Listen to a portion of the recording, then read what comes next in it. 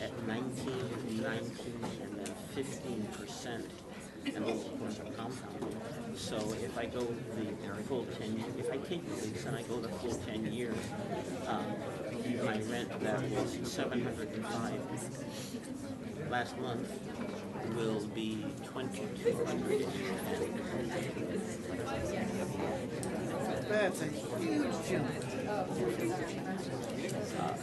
The person funding the LLCs and the stuff behind the $86 million purchase of the place have long-term plans. First, they legally jack up the rents. All of the fixed income seniors lose their homes. Is that what they're doing? They're jacking it up so people move out? Yeah, well, sell out at a steep discount. They buy most of the homes. Some of the homes get sold to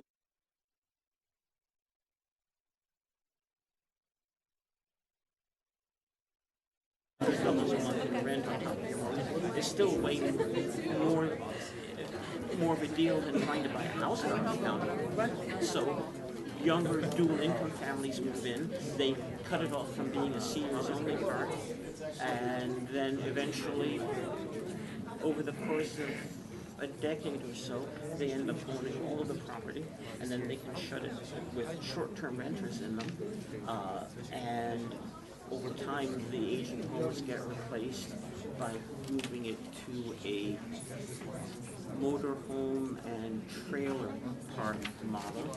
And then once they have the whole place, and it's 10 years down the road and everybody else is already dead, then they can convert it to commercial property with no hue and cry that happen. If you're trying to get 360 more homes out of a place by closing it as a mobile home park in one fell swoop, there's going to be a huge fuss.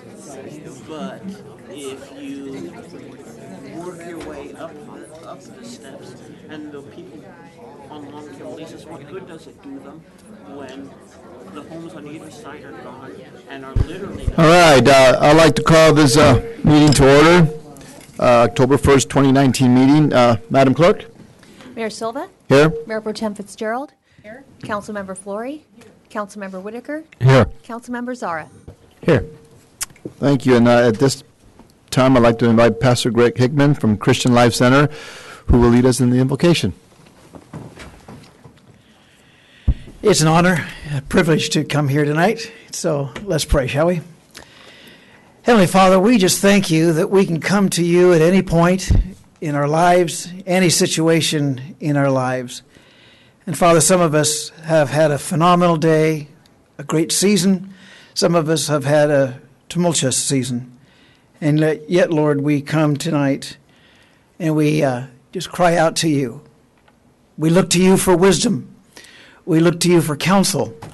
And Father, thank you tonight as we come together to reason. Thank you that when we lack wisdom, your scripture tells us that we receive wisdom. And when we ask for wisdom, you don't make fun of us for asking for wisdom. So tonight, through our mayor, through all of our city leaders, we ask, Lord, for your wisdom and your counsel to reign supreme. Father, we pray also for unity here tonight. We all have our topics, we have our areas of concern, and that's wonderful. But Lord, I just pray for really a spirit of unity to reign here tonight, Father.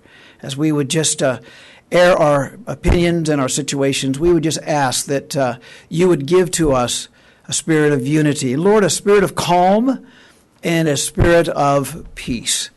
Your name, one of your names is Prince of Peace. As a prince would rule over a principality, I pray, God, that you would just give us your peace and your rest tonight. Give us your wisdom and give us your counsel tonight, your peace and your calm. For all these things, we thank you. Thank you, Lord, for our country, that we can freely come and discuss those things that are so important to us and vital to us. And for this, we thank you. We bless you. In thy name, thy powerful name, we pray.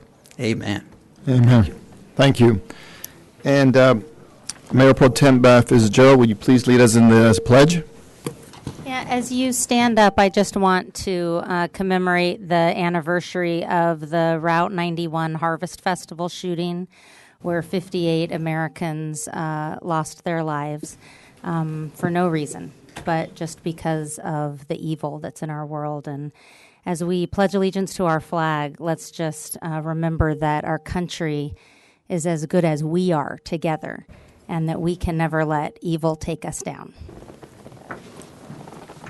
I pledge allegiance to the flag of the United States of America and to the republic for which it stands, one nation, under God, indivisible, with liberty and justice for all.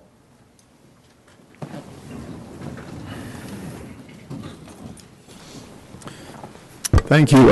City Attorney, do we have any closed session items to report? No, Mr. Mayor, members of the City Council, there was no reportable action taken in closed session. Thank you. And then, do any council members have ex parte communications to report? I do want to report that earlier this week I met with the police chief and representatives of the Fullerton Firefighters Association, and we discussed in general terms labor negotiations. Thank you. All right, seeing no other ones, we'll move to our presentations, and we've got our first presentation will be with the Census Partnership and Engagement Program, followed by our Fullerton Sister City Junior Ambassador presentation. So at this point, I'd like to call up Ms. Jennifer Lee to give our presentation.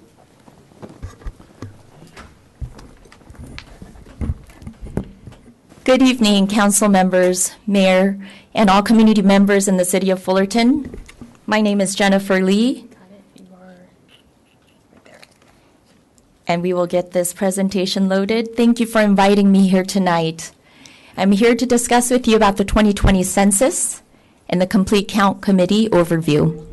It is our mission at the U.S. Census Bureau to count everyone once, only once, and in the right place. The decennial census is upon us, and it's also written in the Constitution. According to Article 1, Section 2 of our U.S. Constitution, we are to count every resident living in the United States. All residents means everyone. Everyone, including citizens, non-citizens, documented, non-documented. Census data is critical and is used as a standard to apportion more than $675 billion annually, which fund vital programs such as our roads, schools, first responders, WIC programs, free reduced programs. It is planned nationally, but it happens on a very local level. Census data is also used to redistrict. It also includes civic engagement, and it's the cornerstone of our democracy. We want to share with you important timeline that we have ahead. Right now, we are conducting address canvassing. This includes an important task of knowing where to count folks. We also visit door to door for areas that are not recognizable through our aerial imagery or LUCA portals. And we have 3 important operations coming ahead in March 2020, which include Update Leave, which includes enumerators going door to door, leaving self-response packets, and updating maps. We also have service-based enumeration, and this includes our population, such as the homeless, transitory locations, recreation, vehicles, parks, marinas, hotels, etc. The third important operation we have in March 2020 is a group quarters enumeration. This includes correctional facilities, skilled nursing, and our dormitories. April 1st, 2020 marks our benchmark day. It's the official census day, April 1st, 2020. Also in April and following in May, we have early non-response follow-up and non-response follow-up. We want to get the correct information to you. There will be a lot of misinformation out there in our communities. All respondent information is 100% protected by law according to Title 13. All respondent information is strictly confidential. Census data is reported only in statistical format. All census employees are under oath, a lifetime oath, to protect all respondent information. There are strict penalties for violation, including $250,000 and/or 5-year imprisonment. Again, I want to get the right information to our city leaders. That census data is reported only in statistical format and is protected by law. We are expanding to support linguistically diverse population. There are, besides English, 12 non-English languages. That includes Spanish, Chinese Simplified, Vietnamese, Korean, Russian, Arabic, Tagalog, Polish, French, Haitian Creole, Portuguese, and Japanese.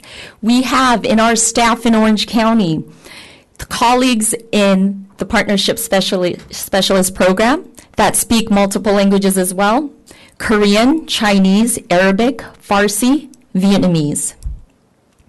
There are also 59 non-English languages included in the mail-in form in a glossary card format. We will also have the option to, for the first time ever in history since 1790, we have the option to respond via online. We'll have the traditional method of mail-in form as well as the phone. We are encouraging complete count committees all across the United States. We have convening chairs from state level, county, and city, even community organizations. We currently have State of California complete count committees. We have County of Orange CCCs, as well as many cities in Orange County, such as Santa Ana, Anaheim, Irvine, La Palma, and Buena Park forming CCCs as well. For the city of Fullerton, we have Fullerton Collaborative, who've stepped up in their leadership and have committed to include census in their agenda in each of their board meetings. And I welcome and urge a representative from City Council or Honorable Mayor to lead and urge the CCC for the city of Fullerton by joining the Fullerton Collaborative. Key points about the CCC structure. The reason to form CCCs is really to focus, have an organization and a synergy to unify efforts in stirring census awareness for the city of Fullerton. An effective CCC would be the important chair members, the leaders of the community that can bring that important education and awareness for a complete count in 2020. Please work with the U.S. Census Bureau's timeline so that all community members will receive the same messaging and the same awareness that they will receive from the county level, state level, as well as the federal level. The key communications, as you see here, would be education and awareness phase that we are in right now. And we will have the motivation phase March 2020 through May 2020, a reminder phase in May through July 2020, and a thank you phase that starts July 2020 to really thank and appreciate the organization and city government leaders that have really made a difference. This is a response outreach area mapper available on rome.gov, and this is a particular tract, an area in Fullerton. And this is a sampling of the 2010 census as well as the every 5 years American Community Survey. You will see here there is a low response in this area of 31.3%. We want to make a difference for 2020 because, as you know, the decennial census data is locked in for 10 years and used as a standard to apportion critical funding for our state as well as our local government and for redistricting purposes. So we want to change this number that you see here so that it does not reflect 31.3% in 2020 through 2030.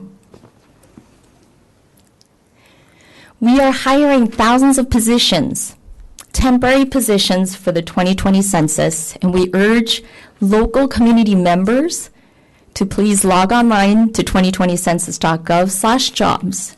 Requirements include 18 and over, U.S. citizen, possession of a Social Security number, and pass a background check. We hire locally because local members know their neighborhood best, and we encourage everyone to apply online for part-time and full-time positions. Pay starts from $15 an hour for office positions to $19 for field positions. Veterans are given preference, and there are also managerial supervisory positions for those with experience that start from $30 an hour. Here are the next steps so that we can bring the best awareness and education for the community of Fullerton. Please help generate your community's readiness by inviting us to currently planned events in the community. Perhaps there are meetings where we can go and present. We will make ourselves available to you. Please let me know. My contact information will be at the end of this presentation. Contact me via email, phone, or text. Let me know how we can work together to bring that awareness to the city of Fullerton. And here's my information. I will open up now to any questions that you may have. Any questions from council? No questions, just thank you very much for this wonderful presentation. Thank you very much. Yeah, and Ms. Lee, thank you very much for this. And then Mr. Nguyen back there, thank you. I spoke with him early on about creating a CCC, and unfortunately I dropped the ball on this, but we will make sure well, at least I'm part of that Fullerton Collaborative, and make sure we send the message out to our residents that we need to count them. Thank you, Mayor Silva, for your leadership. If I can, please contact you. We would love for you to lead the efforts at the Fullerton Collaborative for a CCC in Fullerton, if that's okay. Yes, well, we're going to step up. I mean, like I said, I dropped the ball once, we won't drop it again. Okay, thank you so much. Thank you. Yes. Ms. Lee, are there any opportunities for volunteers to participate in this effort? That's a wonderful question, Councilmember Flory. So for volunteer work, we can volunteer in a local level. For example, as the city of Fullerton engage in the CCC, the actual CCC can organize opportunities for volunteers and gather. For example, a census day. Maybe they can engage with community events and be there to answer questions. We can certainly help and train them and get the right information to them. But for your question, there are opportunities in the local level where members of the community, even our students, can volunteer for this meaningful purpose. And who would they contact for that purpose? Hopefully, we will have a representative from the council chamber to lead the Fullerton CCC, and it would be a appointed liaison. I have been contacting with Anissa, who has been wonderful in just promptly answering all my emails and calls. Perhaps the city of Fullerton will appoint an official census liaison that volunteers can contact. Thank you. Thank you very much. Just one, there are definitely some organizations that I will contact you and put you in touch with. And just to make you aware that we do have a job fair coming up October 10th. So if you'd like to have that information on how to participate in a booth there, I'd be happy to share. Thank you, Council Member, for your leadership. I have, under the direction of you and my colleague Rashad, contacted, and we will be tabling there. Thank you for your leadership. Thank you. All right, thank you. Okay, and thank you. And Fullerton Sister City Junior Ambassador, Mr. Mike Oates, would you care to come up and share with us? Mayor and council members, it's a pleasure to be here before you to present the junior ambassadors, the students from Fullerton that represent the best that we have in our school system. They are selected on a yearly basis to go to our sister cities of Japan, Korea, and Mexico. Hopefully we'll get to go again when events are better down there. But these students are selected based not on their achievement in grades. This is for overall leadership skills, activities within the school, as well as the community, and good academic grades. So at this time, I would like for our board of directors to stand up. And then we have Minor Duncan, Paulette Marshall Chafee, Marilyn Salzman, Leo Yamamoto, David Crossman, Shoei Tokiya. And we have a dad of one of the junior ambassadors, Tony Chasen. please come up while we give the presentation to our junior ambassadors that represented Fullerton in Fukui, Japan. And I think you will recognize they are the essence of Fullerton, who we want to be known as Fullerton in other countries. Are we going to call one at a time? Yeah. All right. No, I'll call them all at once.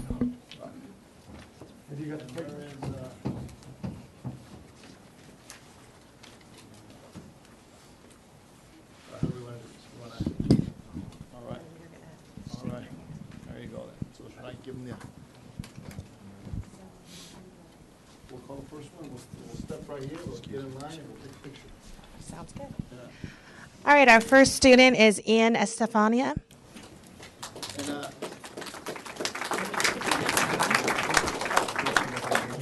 and then we do have a certificate from the city and from the Assemblywoman Sharon Quirk Silva's office, so you get 2 certificates. All right? So thank you very much. All right. Shake my hand. You stay here. Next, we have Nicholas Foe.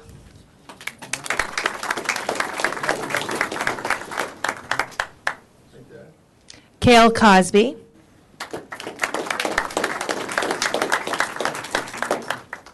Matthew Chiasen. Jimena Anaya. Brianne Hanamoto. Sydney Hildebrand. Haley Cronin. Mia Octavia. We also have one student who couldn't make it today, but we want to recognize her, Amelie Haying. And then we also have 3 chaperones that attended this, that myself, as well as David Krausen. He's back here. And then we had a junior chaperone this year, Felice Fu. I think she's back here. Stand up, Felice. To give our college students a chance to travel. So once they come as a junior ambassador, they get to come as a junior chaperone with us. So. Why don't we do this? Why don't we guys get over here, we'll squeeze in here, and then the council, you guys want to stand behind there? We'll jump in, just make it a little party. Come on, guys. Right over here. I'll stand right here next to the guy.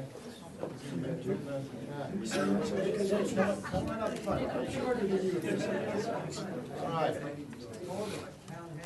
We got everybody? Wait, we can't see you. Hold on. Get her up there. Yeah.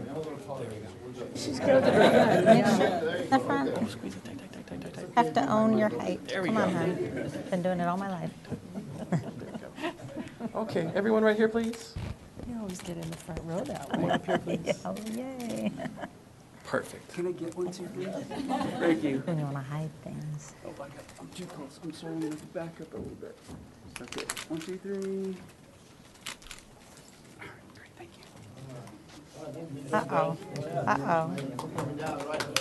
Air. Oh, well.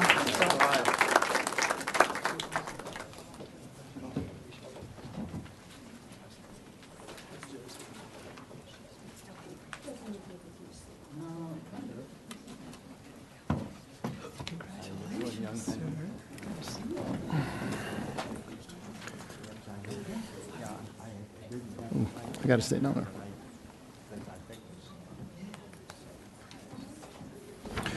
Oops.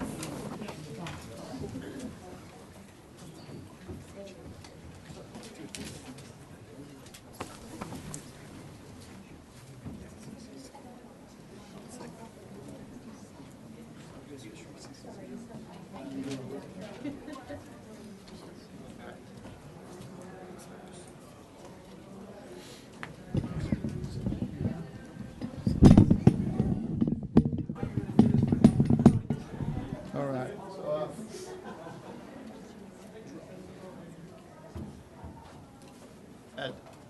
At this, are we on? All right. At this time, I'd like to invite the Women's Transitional Living Center Domestic Violence, recognize the Women's Transitional Living Center Domestic Violence Awareness Month. And I'd like to invite CEO Mark Lee from WTLC.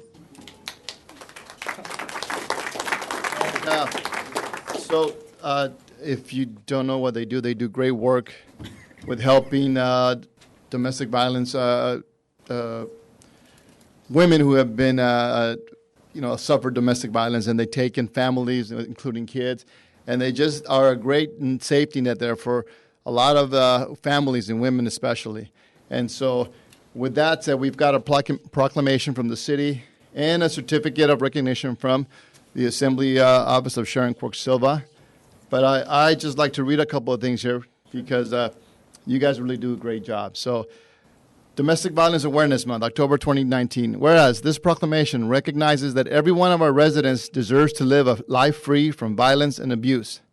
Through this proclamation, we pledge to ensure that victims of domestic violence know they are not alone and that our community is here to support survivors of domestic violence as they courageously move forward to enjoy full and healthy lives. And whereas Domestic Violence Awareness Month provides an excellent opportunity for our community to learn more about preventing domestic violence and to show support for the numerous organizations and individuals providing critical advocacy, service, and assistance to its victims. Now, therefore, be it resolved that I, Jesus Silva, Mayor of the City of Fullerton, on behalf of the entire City Council, do hereby proclaim October 2019 as Domestic Violence Awareness Month and urge the residents of our community to work together to eliminate domestic violence from our community. So, congratulations. Thank you so much. And I would invite you, and again, he's got two of these, so we'll hold them up. You hold one up and we'll... Perfect. All right, over here. We'll look, oh, take the glass. We'll look at you first. Excellent. Got that portrait mode. All right. And what would, one more? yeah. Well, 1, 2, 3. Do one this way too, if you don't mind. all right. Thank you. Want to do one more over there? Can we do one more? And you, can we invite Councilman? Come on, let's, because this is a very important organization that you run and important things that you guys do. And we'll get one with all the council. Where is Mr. Whitaker at? Can you see if he's back there, please? And I think we're all very big supporters of this organization, so. Yeah. All right. Hold them up. We'll just wrap around you here. Sure. I don't bite. All right. Come on, Mr. Whitaker, we'll have you jump in here. Thank you. All right. Right, 1, 2, 3. Excellent. 1, 2, 3. All right. Thank you. Thank you so much. Would you mind, would you care to say a couple of things? Of course. Wow, thank you so much, Mayor Silva. Thank you, council members. My name is Mark Lee, the CEO at WTLC. And behalf of the organization, I just want to say that we are truly honored and blessed to receive this proclamation. As Mayor Silva said, October is the National Domestic Violence Awareness Month. And today, being October 1st, what a great way to start off the month as we continue to raise awareness and take a stance against domestic violence. You know, we've been doing this work since 1976. We're the very first ones in Orange County to be doing this. So in the span of 43 years, we helped thousands and thousands of families and children who've been impacted by domestic violence. And we couldn't have done that without the support from our community and without the support from the city of Fullerton. So once again, thank you so much. Thank you.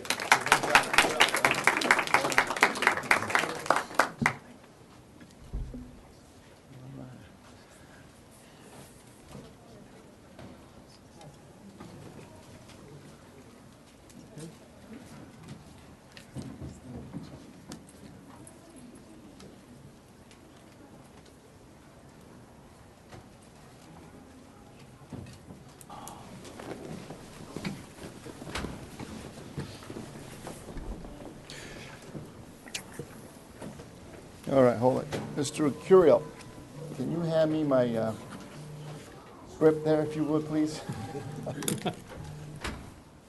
Thank you. All right, so.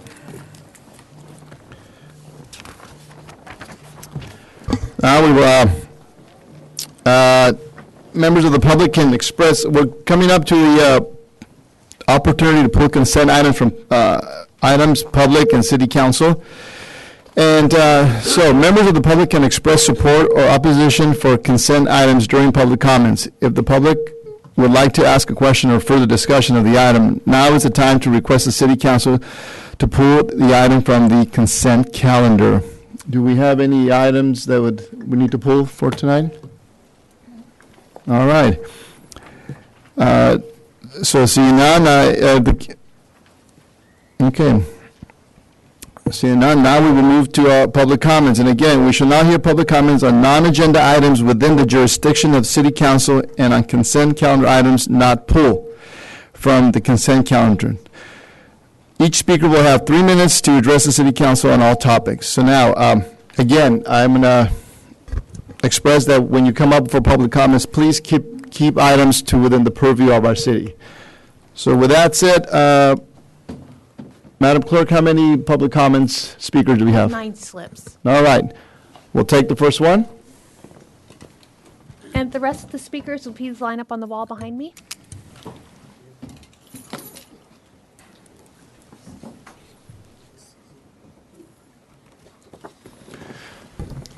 My name is Todd Harrison, and I am one of the endangered residents of Rancho La Paz Mobile Home Park. As you know, we have our proposed lease from Mr. Saunders. Much has already been made of this, of how big a bloated pile of one-sided bad faith clauses this 70-plus pages of a self-contradictory contract is. This combination of evil intent and sheer incompetence has left multiple attorneys reading it, stammering for words and trying to explain how shocked it leaves them. More than once we have heard, "Never in my career," signing away everything you need, and my favorite, legal ritual suicide. If I sign, I give permission for my lot lines to be adjusted as suits Mr. Saunders. If I sign, I give permission for him to stop providing amenities like the pool, clubhouse, and laundry rooms. If I sign, I agree to petition on his behalf to subdivide Rancho La Paz for other uses. I asked some time ago what kind of person buys a development of 360 homes owned by seniors, knowing that to make a profit he has to destroy their lives. We paid for a forensic audit of Mr. Saunders, so we hope to have the dirty details soon. It may be that he is buying land in Orange County for over a decade and could have a stake in over 4 million square feet. A careful dissection of the many overlapping LLCs that he is a part of and that are still moving RLP ownership around on a regular basis could reveal the true power behind Mr. Saunders. More and more as we speak to him, my opinion that he is not smart enough to do this alone grows. We homeowners cannot challenge even the most blatantly illegal provisions in this lease. With time and money on his side, Mr. Saunders can do as he wishes to us.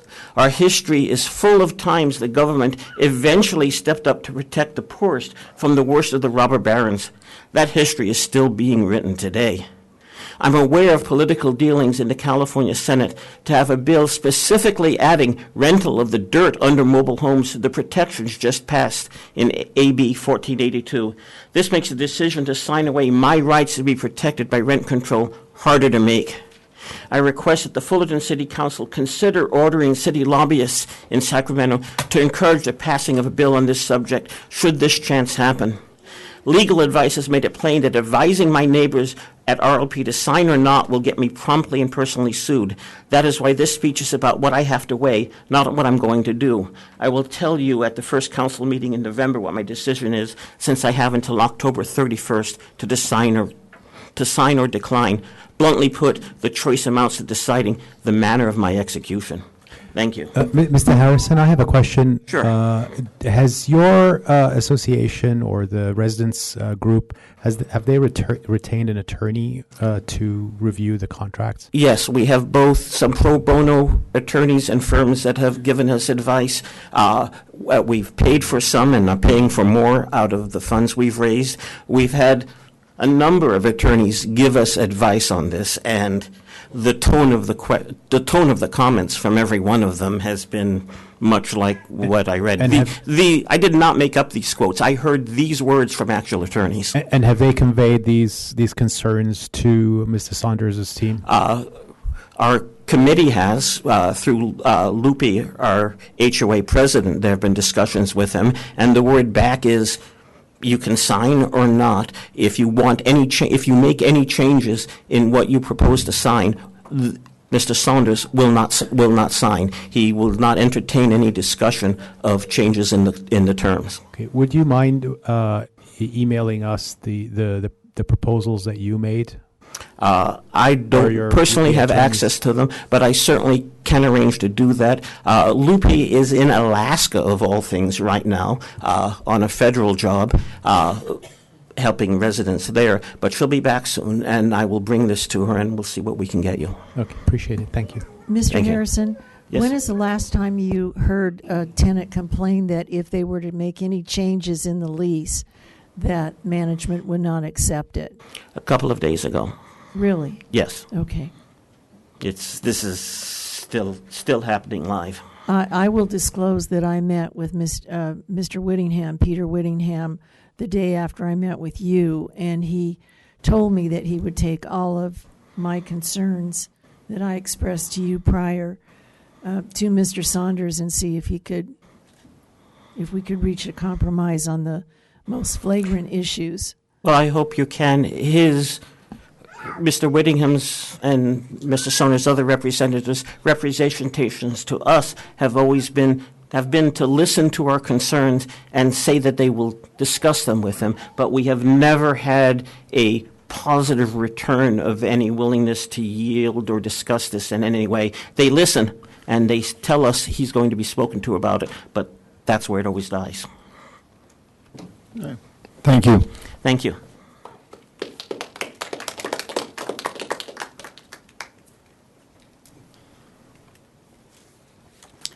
Good evening. On a lighter note, my name is Gail Taylor, and I'm here from the Fullerton College Foundation to tell you a bit about our upcoming awards evening. It's our third annual gala, a fundraiser for our students to raise scholarships so that they can continue their education. All proceeds from our October 19th event will go to scholarships. And by the way, last year we awarded $287,000 to 328 students. A total of 78 of those students from Fullerton received $74,000.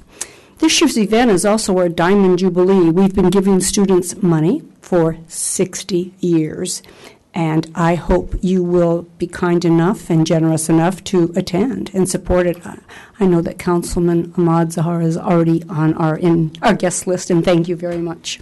I hope you can drag along your colleagues. Maybe drag's not the right word, but I hope you'll all be interested in attending. Our 70-member concert choir is going to sing. We have two of our jazz instructors who are going to play. We're going to have a fabulous filet mignon dinner. And 5 citizens, 4 of whom make their home in Fullerton, are being honored for their accomplishments in the city. And I'm sure you'll know all of these names, or I'm sure you know Paul Dunlap, he's one of them. Sylvia Mendez, I know you all would know. Jim Moore is a retired football coach, and I always want to say golf, but it wasn't golf, tennis coach. Bob Jensen is a retired dean and fine arts instructor who directed many community plays on campus, and a young lady named Rufina Perez Gutierrez, who was a student at Fullerton. She's graduated. She joined the military, came back to school, and she has done a lot of wonderful things. Anyway, we hope you can attend. If you can't attend, I'd like to invite you to maybe sponsor a student or a colleague, or maybe donate an auction item. Perhaps you have a timeshare you just don't have time to attend to, and we could auction that off, or a basket of items from Fullerton businesses. I thank you very much, and I noticed you gave certificates tonight, which a lot of city councils do, and that would even be a lovely gesture if you would like to donate have those. We don't present them at the evening, but we would certainly pass them out. I know you've all received invitations. I know my time's up. I thank you. I'm going to leave the extras with the city clerk. Thank you. And I must say, on a side note, I've lived in Fullerton for 40 years this year, and my first time here. So All thank right. you. Well, thank you for coming up. All right.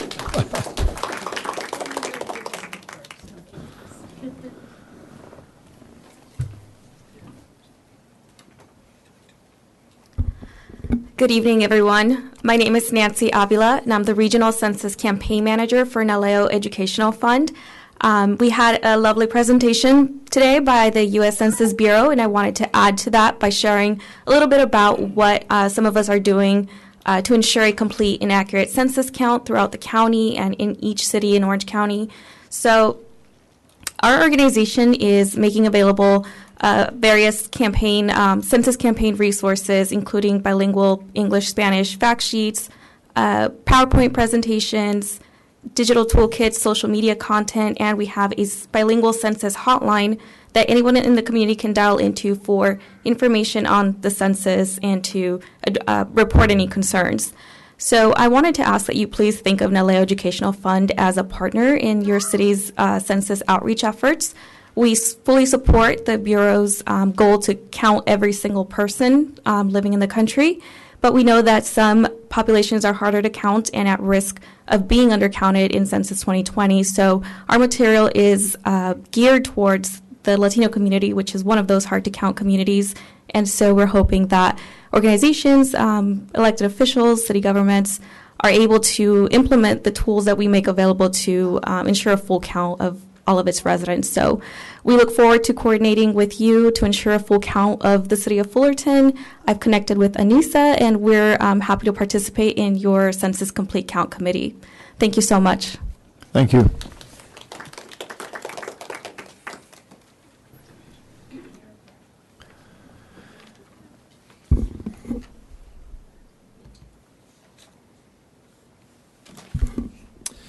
Good evening, Council. My name is Jensen Hallstrom, and tonight I will be presenting a short assessment on the condition of our urban forest.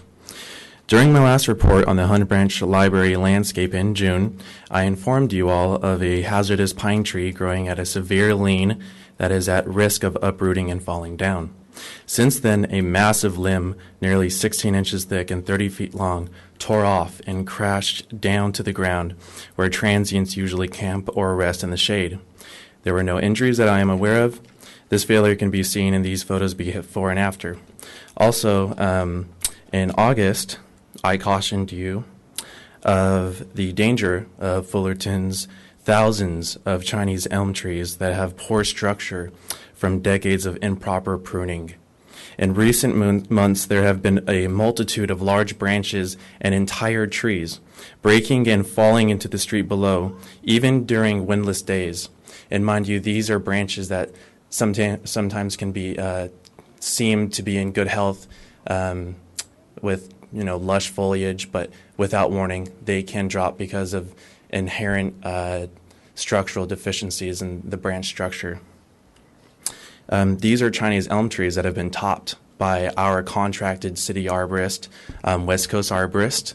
You can tell the branches that end and abrupt cuts where they have been topped. This stresses out the tree by removing a large percentage of its foliage and results in decay and dieback, as you see here. This is an example of a heading cut or a branch that has been topped by WCA. And this is a possible reality for Fullerton for a scene like this where back in 2012, a 29-year-old woman lost her life when a 50-foot tall eucalyptus tree fell and crushed her car, killing her instantly. There are many eucalyptus trees in Fullerton 3 times as large as this that are dead, one in Hillcrest Park, right next to the recently fallen pine tree. Also, I want to mention the loss of many of our mature specimens. This is right next to Chapman Building. This is after its removal. A 40-year-old tree gone that framed a historical building and made it more beautiful. Recently, our ficus trees have also been topped. Almost 90% of their foliage has been removed, and this can result in decay. This is a graph showing competing branches that are weakly attached. These are ficus trees have decay from trucks scraping by and injuring them. And this is what we could see in Fullerton if we do not act and improve our tree management practices. I would like to Thank you very be much. contacted. I've left my information on the slip. I've never been contacted by anybody except for Councilman Zara. So thank you. You and I had a long conversation for about an hour, so you can't say no one's contacted you. All right. Well, we need more comprehensive thank you very much. discussion. There's not enough being done Okay. right now. Thank you.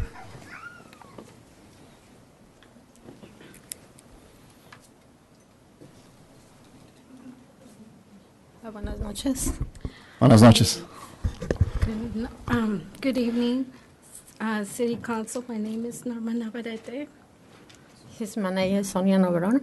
Y estoy aquí para ver si ustedes me pueden ayudar con un problema que nosotros traemos, que es un tiradero de agua sobre la Becker y la Highland, que se están acumulando muchos mosquitos ahí y necesito que nos ayuden a ver si podemos controlar ese tiradero de agua que se está haciendo todos los días.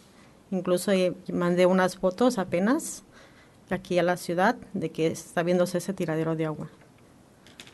Can you pull the mic towards you or move? Yeah, thank you. Okay. She's here today to represent where she lives. There's a lot of mosquitoes, and she just wants something done about it. And there's been a lot of problems with that. And she just sent some pictures to the city to make sure that it gets done. Sí, ¿en cuál esquina dijo que hay agua? ¿En la Highland y cuál? En la Highland or la Becker? Highland and Baker. Okay, so she's saying that on Highland and Becker there's a constant puddle of water, Yes. and that there's might be mosquitoes present. Yeah. Yes. Okay. Y a nosotros nos están haciendo pagar esa agua que se está tirando mucho. They're being charged for that water that's being wasted. ¿De dónde sale el agua? So where does the water Los come? sprinklers que tienen sobre el pasto, Okay. de ahí se está acumulando mucha agua y incluso también ahorita donde cruzan los niños para la escuela, para pasar los niños. Para cruzar los niños tienen que brincar para poder pasar el agua. And there's a problem right by Woodcrest. When the kids are crossing, there's a big old puddle that they have to jump over. And we've been having problems for that for a long time now. And we need something done about it. Yeah, Before something happens. So she also mentioned that the puddle is being caused by the sprinklers that are being set up there, and then those sprinklers, the water that comes from those sprinklers, the apartment renters are being charged for that water. Yeah. So that they're in essence paying for the puddle of waters that are causing maybe mosquitoes. Yeah. Yes. Yeah. What is the name of the complex that you live in? El nombre de los El apartamento que donde vives. Son en la 400 West Becker, es avenida aquí en la ciudad de Fullerton. Yeah. So, Mr. Mayor, this is the sprinklers are on the private property, and they Right. leak. And, Yeah. Yes. But the issue on the school, that is an ongoing issue, and I've actually been talking with our Public Works Director, Meg, and with our city manager to see how we can assess this and look for funding that could help it. There's also flooding on the school property itself, and not just around it. Yeah. So that whole area needs to be looked at. Yeah, no, we had this issue before where when it rains, that whole Yes. intersection floods. Yes. Yes, yeah. Yes, we have a problem with that. Yeah. Problem. And that's, okay. So we have the pictures, and maybe we can see how we can prevent those puddles from occurring from the sprinkler system, I guess. That would be a first step. Yes. Okay. ¿Algo más? Thank you. De nada. Thank you. Okay. Well, a second step would be to contact Orange County Vector Control District as well, Okay. because they will go out and spray the puddles or, give us suggestions. Yeah, I think it's a matter of adjusting those. Just get an address, and then also when vector control comes out, they can contact the private property owner who's overwatering. They do that often to get them to stop that. And I've noticed many of the school sites, the drains don't work right. I know that vector control is going out to meet with the school district's maintenance team to better educate them on how to prevent mosquitoes on the school campuses, which I know I know firsthand is a really big problem all over the city. So Vector Control is well aware of it and is keeping a really close eye on Fullerton. So I know they'll want to know specifically about your neighborhood and come out and help with that. Okay. All right. Thank you. Next. Hi, I'm Steve Blount, and I made a similar presentation before the California Community College's Board of Governors, and they too only allow 3 minutes, but you can present written material any length. The only caveat or challenge is they require 50 copies. Well, I've made 6 copies for each of the addressed specifically to the council members and then one to our city manager. And it all has to do with the unnecessary construction of a stadium at Fullerton College, about legitimate alternatives for the football team at Fullerton College to play at, and the thirdly is $6 million could be spent more wisely and more urgently on more urgent priorities than a football stadium. And each week, new data, new arguments against the stadium come in, and this is the latest version. It's updated from last Saturday because I attended the first 3 home football games of Fullerton College, and I sat across the way on the visitors' side. In the first game, there were only 238 spectators for the home team. September 14th, there were 256. And then last Saturday at night, under the lights, there were only 317. That doesn't seem like enough home fans to build a stadium for. Just buy 3 more of the 50 capacity bleachers that they have at the practice field now and call it a day. Maybe 3 more for the visitors. But in all, it's not wise, not legitimate use of taxpayers' money to build a stadium at Fullerton College. And I appreciate, this is new, Fullerton, that you do interact with people that make public comments, and I appreciate that.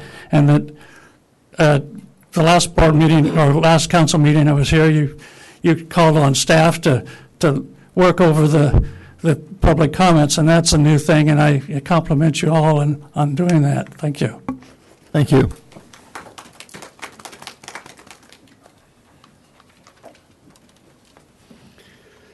Does this have to stay up, this computer?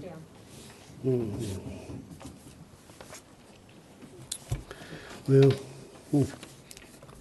can set it there. My name is Mark Miller, and I'm a resident, I'm 76, of Rancho La Paz, senior mobile home park. And I've never spoken before a city council meeting before, so I'll probably flub the dub a few times. But the new lease that is available to us now, some of us picked it up. Not everybody has yet received a lease letter, but it's mentioned in there that we are Rancho La Paz Mobile Home Park, but yet he left out the senior part. And I know there's stuff in the lease that that he is implying that he could want to change it. He even verbally told us the first meeting that he ever had with us that he would probably give us 5 years before he changed to an all-age and mobile home park instead of a senior park. Now, we, as you all know, because you've had a lot of people talking up here, senior means senior. We're all old, and we're all there to die. And last time that I was here, I couldn't make them all, but the last time I was here, Jan Flory had spoken to Sanders. That's our owner. He paid $85 million for this place. He's got a mortgage on it for $65 million. He's got a whole herd of investors to go along with him. And I think you said that time that there was a threat of a lawsuit if he goes ahead, that he implied that he was going to sue the city of Fullerton if you did anything whatsoever to do with the optimization requests that we've all been making. Now, you guys are our last hope. There was a thing called, I think, some state thing that was 1492, or maybe it was 1482. I don't remember the number. Maybe you guys do. But evidently, there was we were wanting to have mobile home parks, especially seniors, wording in there so that we could have some kind of optimization of some kind of a ruling. But evidently, that didn't get passed, and nobody had entered any of it. But also, the city of Fullerton Council we need help in the in having a way to keep it as a senior mobile home park. I was at a meeting with a lawyer, what is it called? Geico. Oops, I'm down to 1 second. Yeah, unfortunately, yes. Well, can I leave this here with you? Please, give it to our clerk. As completion of it? Yeah, we'll give it to our clerk. There's a lot here. It's only 8 points. Yeah, we'll give it to our clerk and she'll make a copy for all of us. 3 minutes. All right. Well, call me. I'll give her the phone number. Call me if you. We need your help. It's desperate. All right, thank you. Oh, yeah. I'm 76 and also forgetful. Well, hi, my name is Donna Whitman. I work with OC United, and specifically in the Valencia Park neighborhood. That's the neighborhood that comprises about 13,000 people around like a 3-mile radius around Valencia Park Elementary. A year ago, we started within a venture with St. Joseph's Community Partnership, similar to what Habitat has done with Lionel in Woodcrest. And so over the past year, we've talked to 341 residents and asked them what are the things that are really troubling them about their neighborhood. So we meet on a weekly basis every Wednesday at the Boys and Girls Club at the park right next to the school. As well, about every 2 months we hold a forum. And from this process this past year, residents have decided that there's one issue that's come to the forefront, and that's been the community is unsafe due to high crime. And there's 5 crimes or categories of crimes. One is family problems, which would include domestic abuse, child abuse. There's bad behavior by homeless individuals, and specifically in the park, Valencia Park, as well as on Gilbert, and also down at Gilbert Park. And so anyway, I won't tell you all the rest of them, but that's really the one that I want to talk about tonight. I know that the city has created or declared a state of emergency, and we appreciate that. But I represent these kids and their parents who walk the streets, and the moment they open their door, they see bad behavior by people who are under the influence of drugs or alcohol or mentally ill. Women are dressed very scantily. People are defecating on top of cars. It's crazy, and I know you know a lot of what's going on, but we represent mostly Spanish-speaking residents, and so I want you to hear their voices. Jennifer Fitzgerald came and heard through an interpreter their concerns. And we invite you to come as well any Wednesday morning from 8:30 to 11. But really, we want to know, what is the state of emergency? What can it do to help facilitate something happening? Because we feel it really deeply. Thank you. Thank you.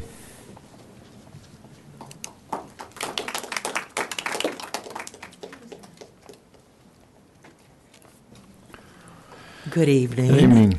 Kitty Jaramillo, District 4. Hi, all the directors and chiefs. I'm here on a couple of items that I've wanted to come for quite a while. I sent an email to Rebecca, who was helping with the homeless issues, I think. She was an employee or something. And now I heard she's gone. I never heard back from her on my question that I had. You all know I was a code enforcement officer here forever and in Santa Ana. And I'm just wondering, I have a question regarding the homeless that are now camping out on all the sidewalks everywhere. On Gilbert, now it's starting on Orangethorpe and by Gilbert also. And how, when code enforcement has to go out every year, I don't even know how many times a year we went out on this, when residents would encroach onto the city sidewalks with Christmas lights, extension cords, what have you. Kids with lemonade stands on the sidewalk, we'd have to make them move them back to their yard. Now, why, I'm wondering, is it okay for all the homeless to live now on the city sidewalks? I don't get that. How about the encroachment laws that we have here in our city? Do they not apply? That's what I asked Rebecca in an email a while back, and then I found out that she left, got another job or something.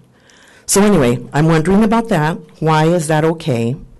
And another thing, I'm here as a little bit of an advocate for Patty Cakes Bakery.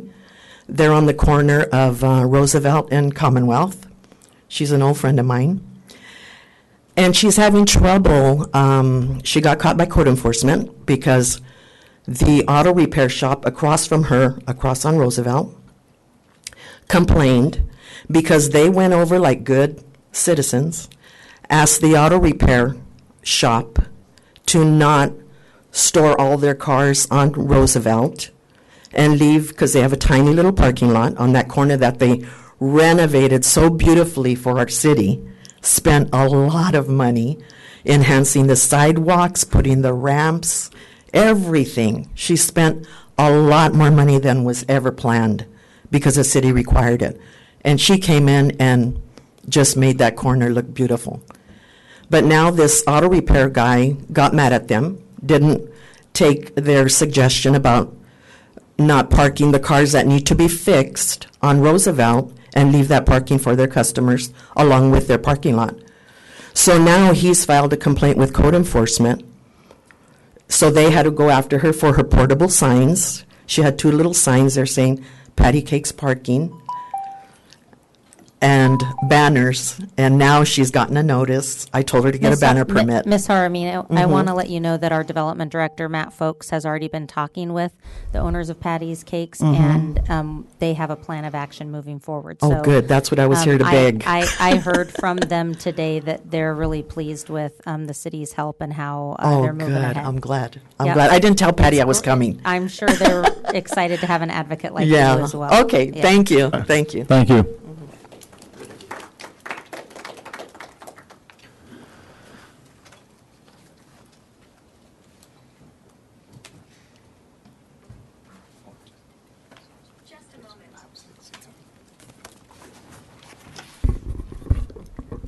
Good evening. Good evening, Mayor, City Council.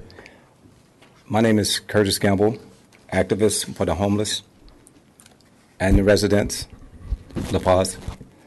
Let me see. I want to ask you about the Fullerton Transportation Center. They're doing something over there. I see a lot of construction going on. Myself, as well as the rest of the residents, we have no idea of what's going on. So could we get some type of information about this? Also, with them redoing the transportation center, all of the OCTA's transportation centers, transit centers all over the city, they all have restrooms where you don't have to walk across the street. Soon as the bus drivers pull in, you could use the restroom. I just want to share that with you. The other thing is on Pomona and Santa Fe, when you're going south on Pomona and make a right on Santa Fe, the buses, if we could get, when they make that right turn, if we could get a line so that the cars won't interfere with them making that right turn. They have a very difficult time making the right turn. So if we could get a line where the cars could sit back while the bus make the turn, that would be good also. The other thing, Rancho La Paz Mobile Home Park. Rancho La Paz Mobile Home Park is in Anaheim's SB2 zone directly for emergency shelters, and it's also near Fullerton's SB2 zone. It's not directly in there, but it's near. It is in an industrial area. We would, again, I say this all the time, we would like to work with the homeless. I'm speaking for them. We would like to work with the Rancho La Paz Mobile Home Park and the city when it comes down to money, and because we have a lot of money for the homeless, as you guys are aware. So if nothing else works, then come to us. Don't let these people lose their homes, because they can work with us. Even when it comes to Rancho La Paz, there's a big lot in the back, and I know we're going to talk about this later, but as far as safe parking, that will work for all of us. Fullerton Armory should be moved over to Rancho La Paz, along with the $1 million for 3 months that we normally give them. We could sit down at the table and work out something. We have about 10 new shelters that we open throughout the cities. Fullerton hasn't opened up a shelter, and I know we're saying we're going to do it, but let's go ahead and do something. We're falling behind when we used to be ahead in helping the homeless. Thank you very much. Thank you.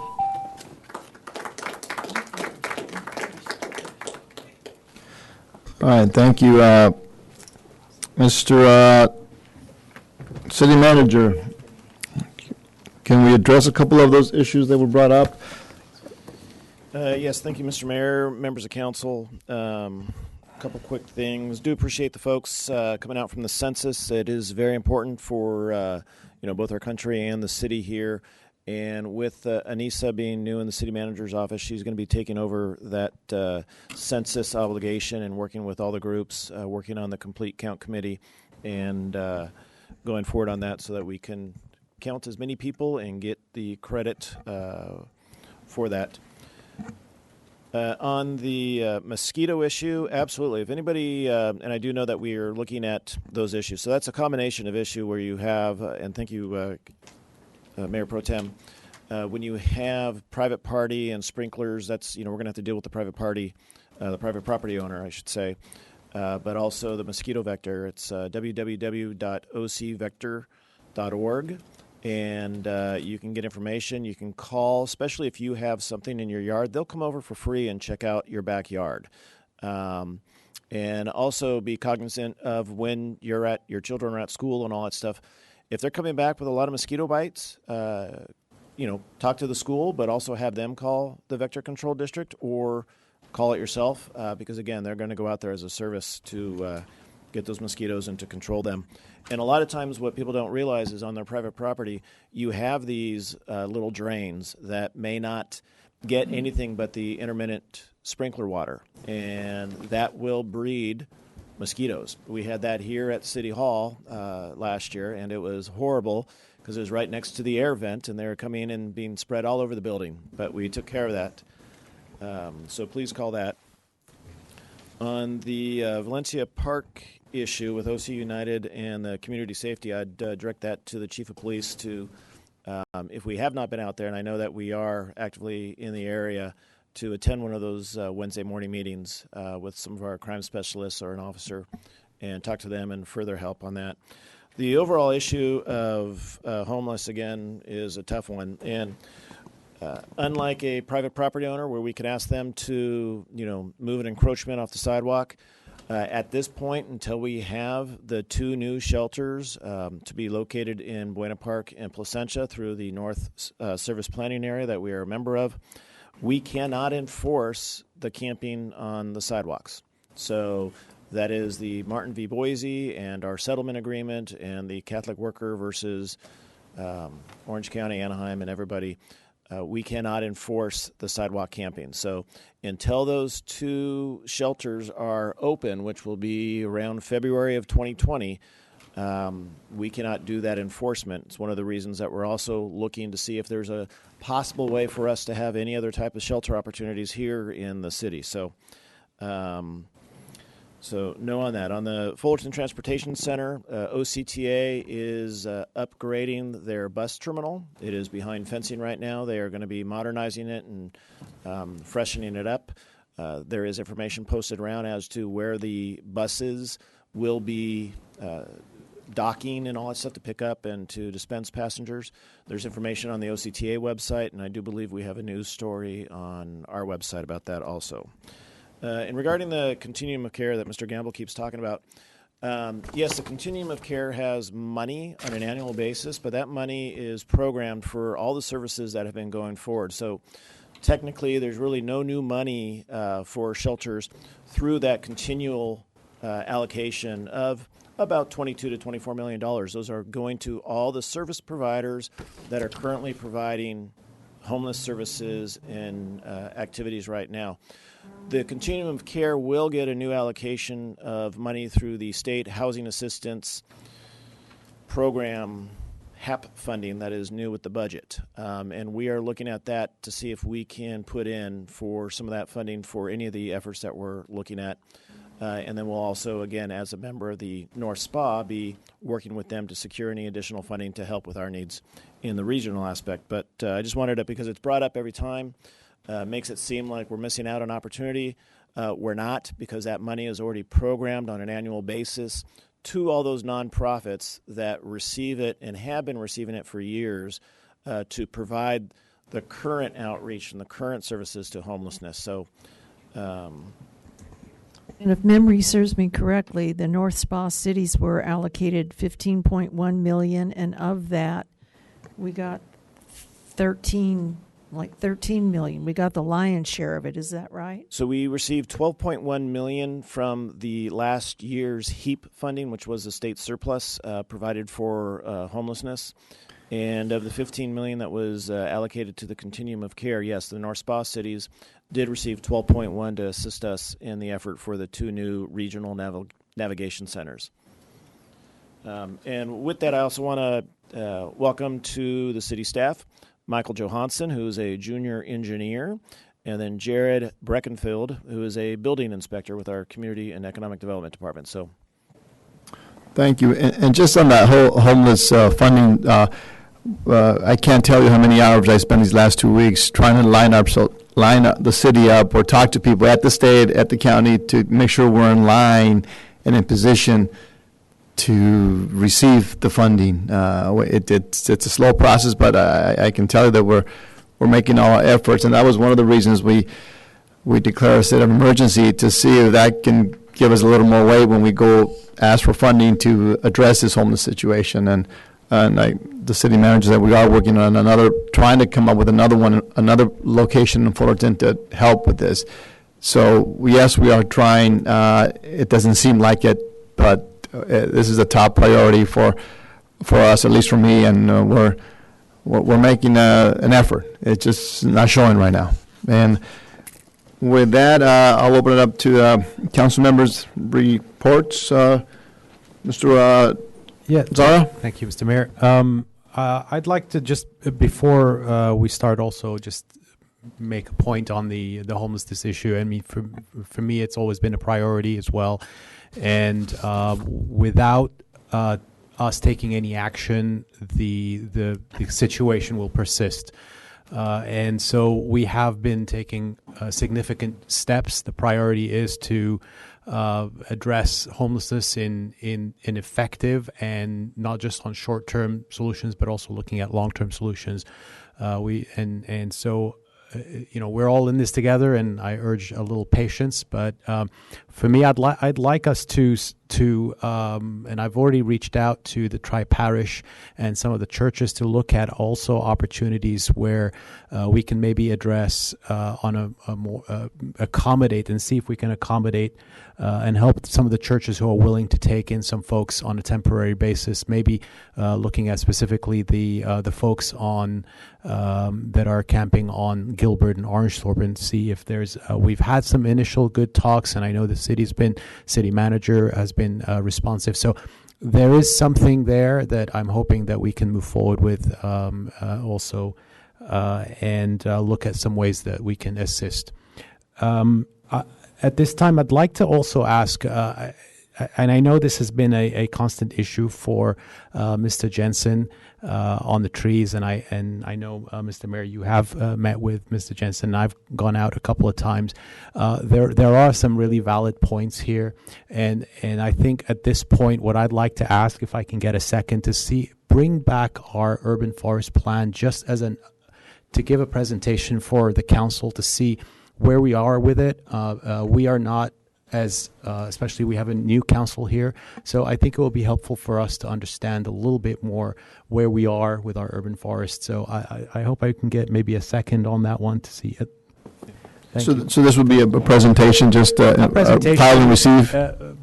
Maybe with direction, maybe we can see if there's any direction that could be taken. So, yeah. Mr. Mayor, members of the council, and I'm going to look at Director McWade. We were planning on bringing back what month an actual plan to utilize some liability funds to update that urban master or urban forest plan and to do some trimming. If you can elaborate on that a little bit. We did plan to bring that back either late October or early November. Okay. So. Okay. So we have. So we'll welcome that, because what we're looking at is understanding that there's liability from poor tree development and other things, to utilize some of our liability fund monies to update that plan, which has not been updated decades and is needed, but also to utilize a little bit of that money to go through and work with our contractor and the arborists that we do have on staff to identify those trees and take care of some of the more urgent problems. So, and just to, we have not ignored Mr. Holstrom. He has been in a lot of contact with city staff, has been at job sites, which sometimes is a problem, but we've had many contacts with him, and I just wanted the council to know that. So. Yeah, right. And also, it would be great if part of this would be, again, an update and a presentation to kind of give us a better idea of where we are today and where we may go as far as recommendations as well. And also looking at West Coast arborists and some of the techniques they use as far as trimming. I'd love to see that as part of it as well. On that, I'd like to just report on a few activities and community events that I attended. I had the pleasure of welcoming the Rail PAC, which is an organization that advocates for rail, and I'm a big fan of trains and a big fan of public transportation. So it was wonderful to host them here at the Spaghetti Factory in our train station, and we had a lot of good presentations on some of the interesting rail projects from OCTA and other organizations in Southern California. Also, I attended the annual banquet for Solidarity, which is a wonderful organization that provides services for for residents and especially kids and students in the Maple and Garnett neighborhoods. And the Maple neighborhood is very important to me because it's close to my home and where I actually live. It's my neighborhood, so I'm always happy to support their efforts. And also, I was honored to present a resolution in commemoration of the 40th anniversary of El Pachuco's Zoot Suits. This is a family-owned business, and the closest I could get was wearing a pinstripe suit. So that was the closest I could get to a Zoot suit. But it was a great event, and it was a lot of fun to see some of the suits that everybody was wearing and the antique cars that were there and parked. So it was a lot of fun. And they are really a staple business in our city. They're community partners. They do a lot of community outreach and activities. So we always love to support our small businesses, especially the family-owned ones. I wanted to remind folks that we do have the Orange County Job Fair that is going to be hosted. It's a regional job fair. It'll be hosted at our community center October 10th at 9 a.m. So if you know anyone who is interested in a job or maybe looking at job skills, resume building, things like that, please share that information. The information is on our website. There's also some flyers out in the hallway as well. So also, if you know of any employers that are looking to hire folks, please let them pass that information. As a prelude to the job fair, I'm hosting a special panel discussion on jobs 2 days prior, which is Tuesday the 8th, next Tuesday the 8th at 6 p.m. at the community center as well, our main one. And we have a really strong panel to discuss our local economy and jobs, underemployment, wages, and all those good things that hopefully we can discuss and come up with some good ideas. And we have a very strong panel, including our own city manager, who's going to come and discuss the city's perspective. We have also a representative from Labor and representative from our Chamber of Commerce and also from the county. So there's a flyer here. It's outside as well, and if you or somewhere. But if you need any more information, you can also let me know. As always, my monthly meeting. Community meeting is the last Tuesday of every month at the Panera Bread on Orange Thorpe and Harbor at 6:30 p.m. and we can discuss anything you want. Even if you disagree with me, it is okay, please. You are welcome. I welcome criticism, and I welcome anybody who has any opinion, because I know everybody wants to make our city better. On the Orange County Water District front, I don't have major updates except that we do have the groundbreaking of the expansion of the groundwater replenishment system. That will be on November 8th. And we're going to be breaking ground. As you know, what I mentioned last time, we're expanding this system from 100 million gallons a day to 130. It'll serve 1 million people in Orange County, providing them a good source of water.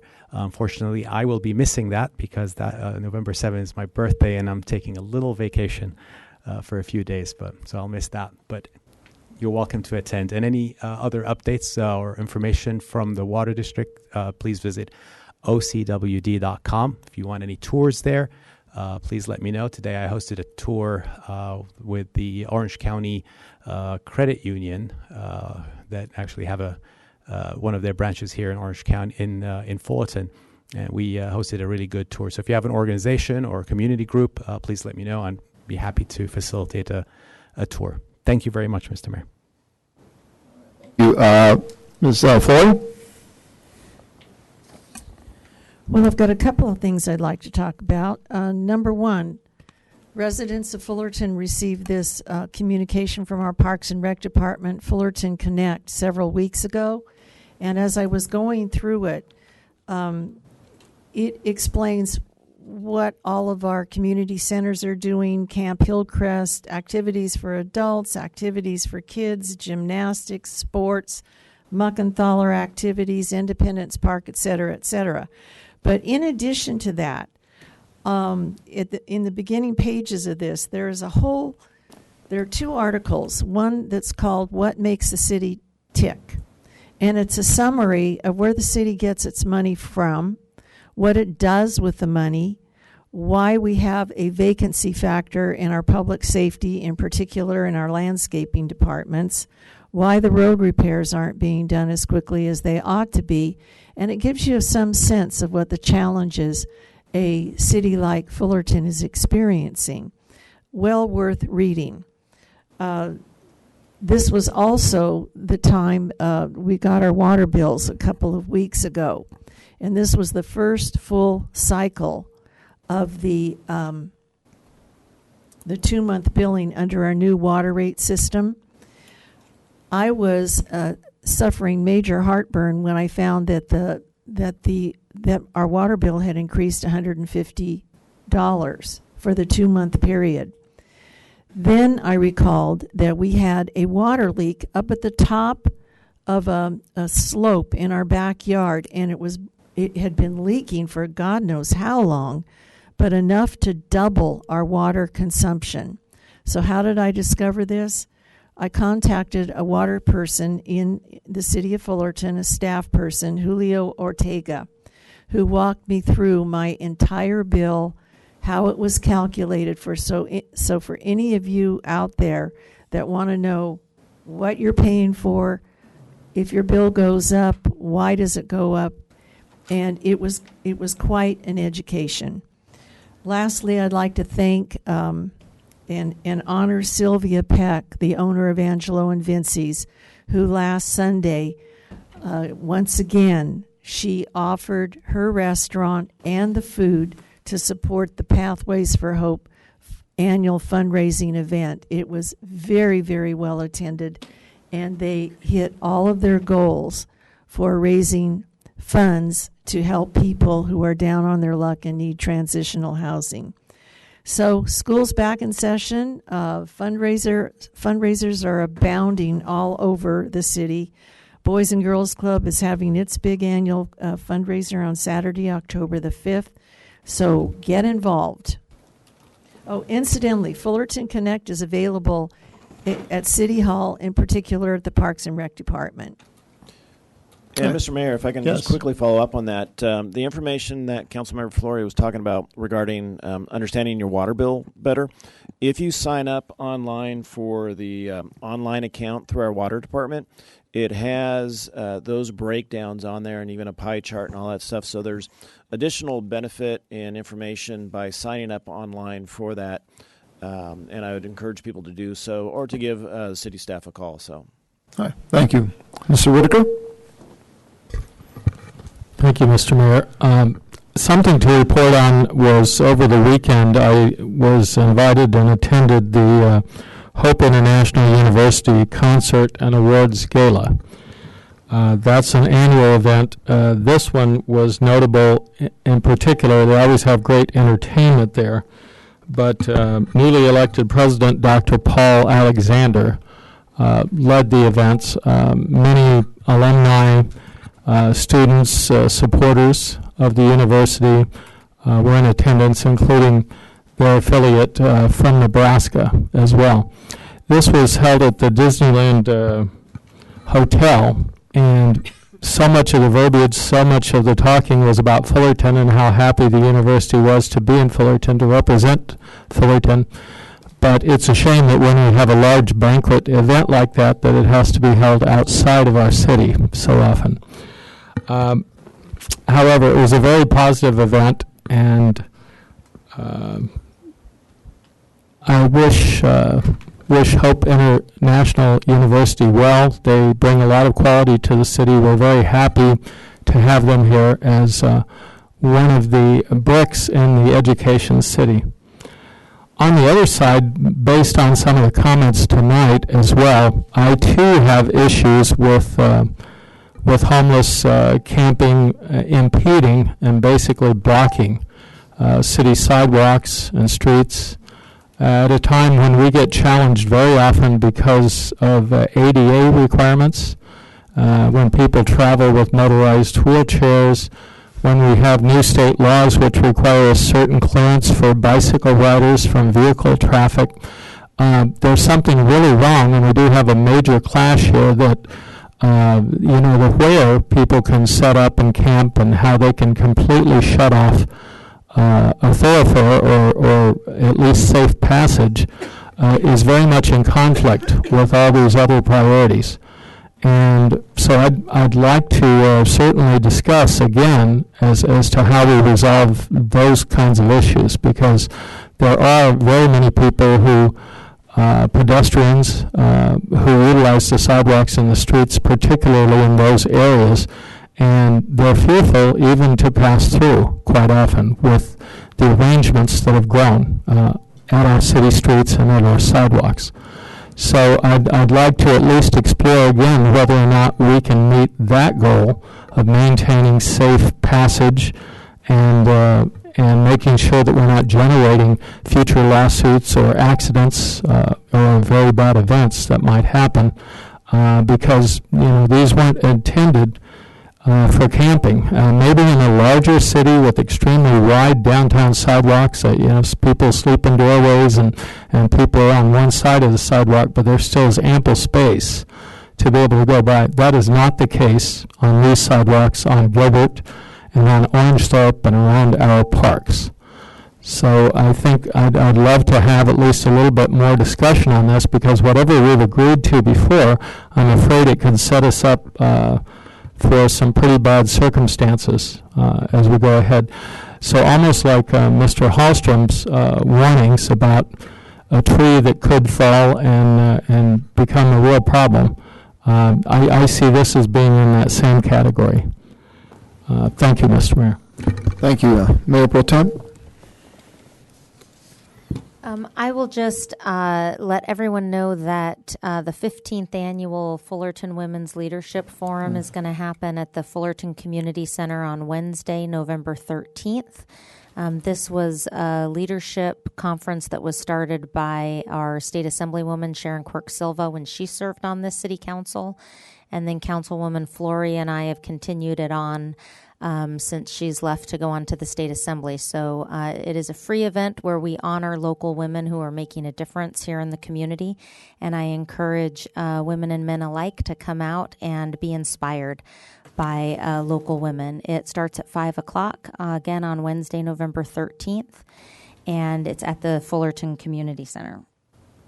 All right, thank you. And having attended many of those, you guys do a great job, and you do have some very powerful and motivational winners there that you honor. So keep it up. And just on my part, a couple of things. This coming Thursday, it's my monthly community update, and 6:30 at the community center, and then this Thursday we'll have the pleasure of having Mr. Ken Doma there to answer all your questions, almost in a one-on-one situation. So if you want to come down, Thursday 6:30 at the community center. And there was one other thing. No, I guess not. Well, with that then, we will move on, and at this time we'll come back to the consent items. So since no items were pulled from the consent calendar, I will move the consent calendar. All right, motion and a second. All in favor? Aye. All right, very good. And we move on to regular business. And our first item is number 9, temporary safe parking program. And Mr. Folks?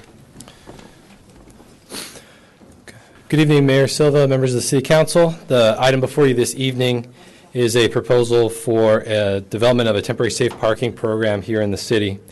This was a request that the City Council made at its meeting back in July to solicit proposals for a safe parking program. So we have gone out and done that, and we've identified Illumination Foundation as one potential service provider. And it's important to note that at this time there are no locations identified for the temporary parking program, but we will be going through the program details, providing a little bit of background, and then ultimately looking to make an appropriation for funding for the program when we are able to finalize both a location and a service provider. So just a little bit of background before we get into the details of the program. Here in Fullerton, we've got an estimate of about 30 to 50 people experiencing homelessness living in their vehicles. This number is provided by our homeless liaison officers and our homeless resource coordinator who does this estimate. This number is also included in our unsheltered homeless, which we have about 308 based on our point-in-time count. As you may know, vehicles are often the first sleeping option for folks that are experiencing homelessness when they're no longer able to secure housing. And in Fullerton, there's no overnight parking on most city streets and lots. And so as a result, people who are experiencing homelessness living in vehicles have to often move their cars frequently or risk citations or towing. So as I had mentioned, on July 2nd, the council had directed staff to prepare and solicit proposals for a safe parking program. And that's what we're saying this evening. Some details on the program is going to allow overnight parking at a predetermined location for homeless individuals or families who are living in their vehicles. The program hours would be a 12-hour period starting around 6:30 in the evening and going until 6:30 the following morning, and that would be 7 days per week. The program would include the provision for restroom facilities as well as hand washing and other sanitation stations during program hours and available for program participants only. One of the most important components of the program will be that case management. The coordinated entry system is something that brings folks into the process and makes them eligible, identify services that may be provided to get them out of homelessness into supportive housing or other housing situations. So case management will be a key component of this program. We also will make sure that there are insurance requirements for both the property owner and the operator or service provider, and then that the vehicles that are participating in the program must be insured, and the driver must have a driver's license, and the vehicle has to have an active vehicle registration. We will be having on-site security, which will be available at all hours during which the program is operating, so that 12-hour period through the night. That security guard is going to be there to monitor and secure the facility and the surrounding grounds during the use. There will be a screening and intake process for vehicles entering the lot to participate in the program. This will be screening as well as against registered sex offenders, as well as other programs.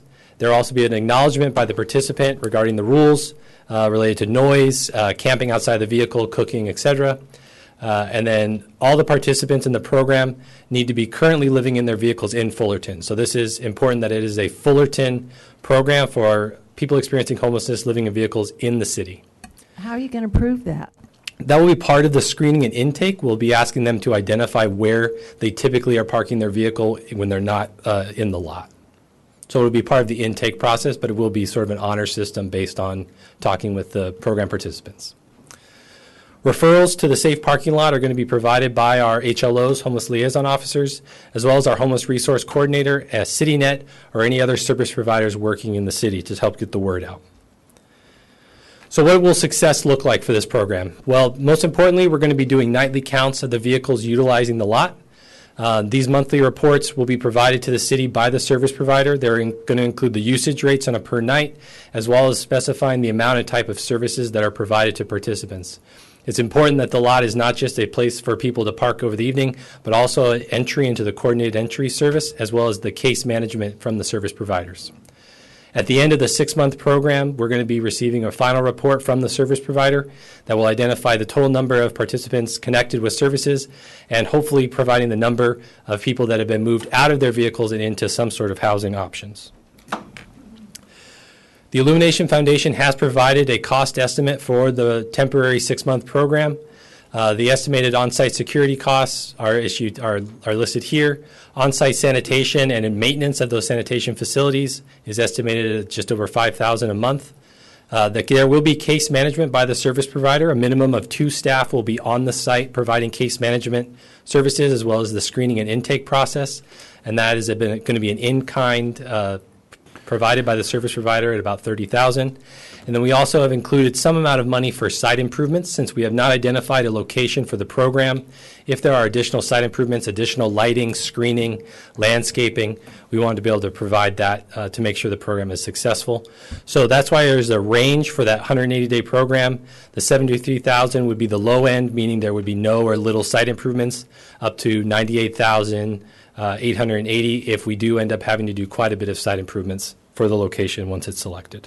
And just on a note, if you can go back on that sanitation and maintenance, we are working with a local group to help with that. So I know it's a city cost, but hopefully we can get, we won't be responsible for that, but absolutely, yeah. And we would gladly accept any in-kind services provided by sanitation. We know that sanitation and site maintenance are going to be critical to the success of the program. That's typically where you get the most number of complaints, especially from adjacent properties to wherever we select. Right. Thank you. So the recommended action tonight is going to provide the flexibility to the city manager regarding the final location and service provider based on the program details that we have outlined. And so it would be to authorize the city manager to execute the appropriate agreements, whether it's a lease agreement or a professional services agreement for this 6-month program, and to appropriate the use of low-mod income housing set-aside funds in an amount not to exceed $100,000. And these are non-general fund and are eligible for homelessness services. Any questions from council? Matt, if implemented, we would be the first city in Orange County to do so, correct? The first one that I'm aware of. That's correct. And because of that, what other programs have you looked at from other cities that maybe have implemented something Sure. like this? So we went and took a look at best practices from other cities that are implementing safe parking programs. Santa Barbara's been doing it the longest, and we took a look at them.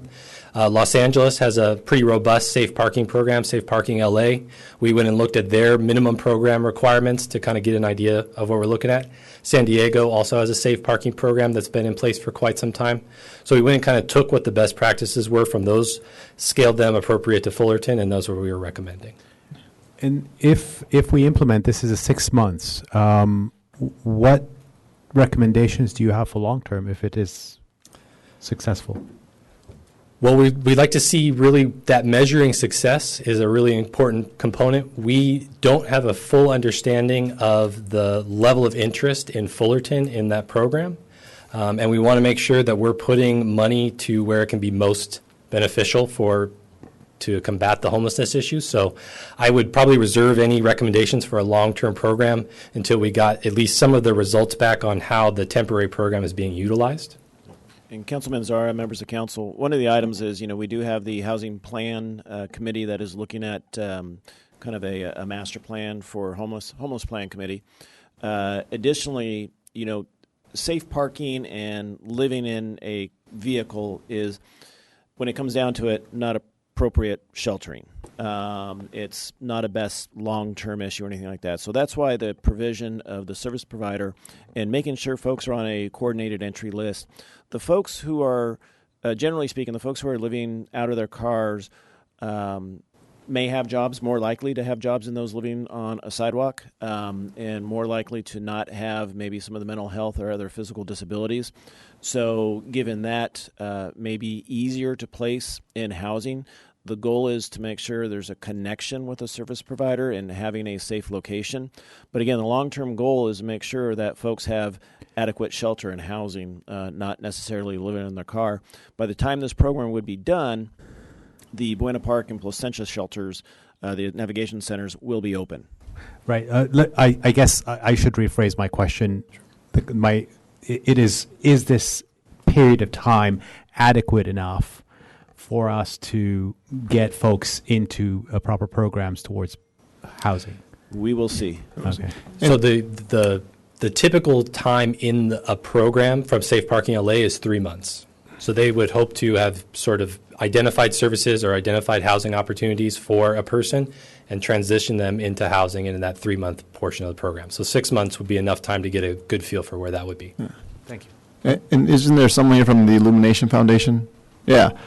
And so if I can just to touch on that, what do you guys feel that results would be? What's your expertise tell you, I guess? So quite along the lines of... Who you are, just real quick. Sorry. Excuse me? Tell us your name. My name is Jason Wofford. I'm the Director of Operations for the Illumination Foundation, also a Fullerton resident. So in our expertise, in our experience, we found that, much like Mr. Folks said, individuals who are residing in their vehicles, and also with the stipulation of current registration, current valid license, we find these folks are usually folks that have fallen upon hard times. They're not our chronically street-level homeless who have been out there for quite a long time. And it's our hope to be able to move them along very quickly through the coordinated entry system and also through internal matches to other housing and family programs that Illumination Foundation runs.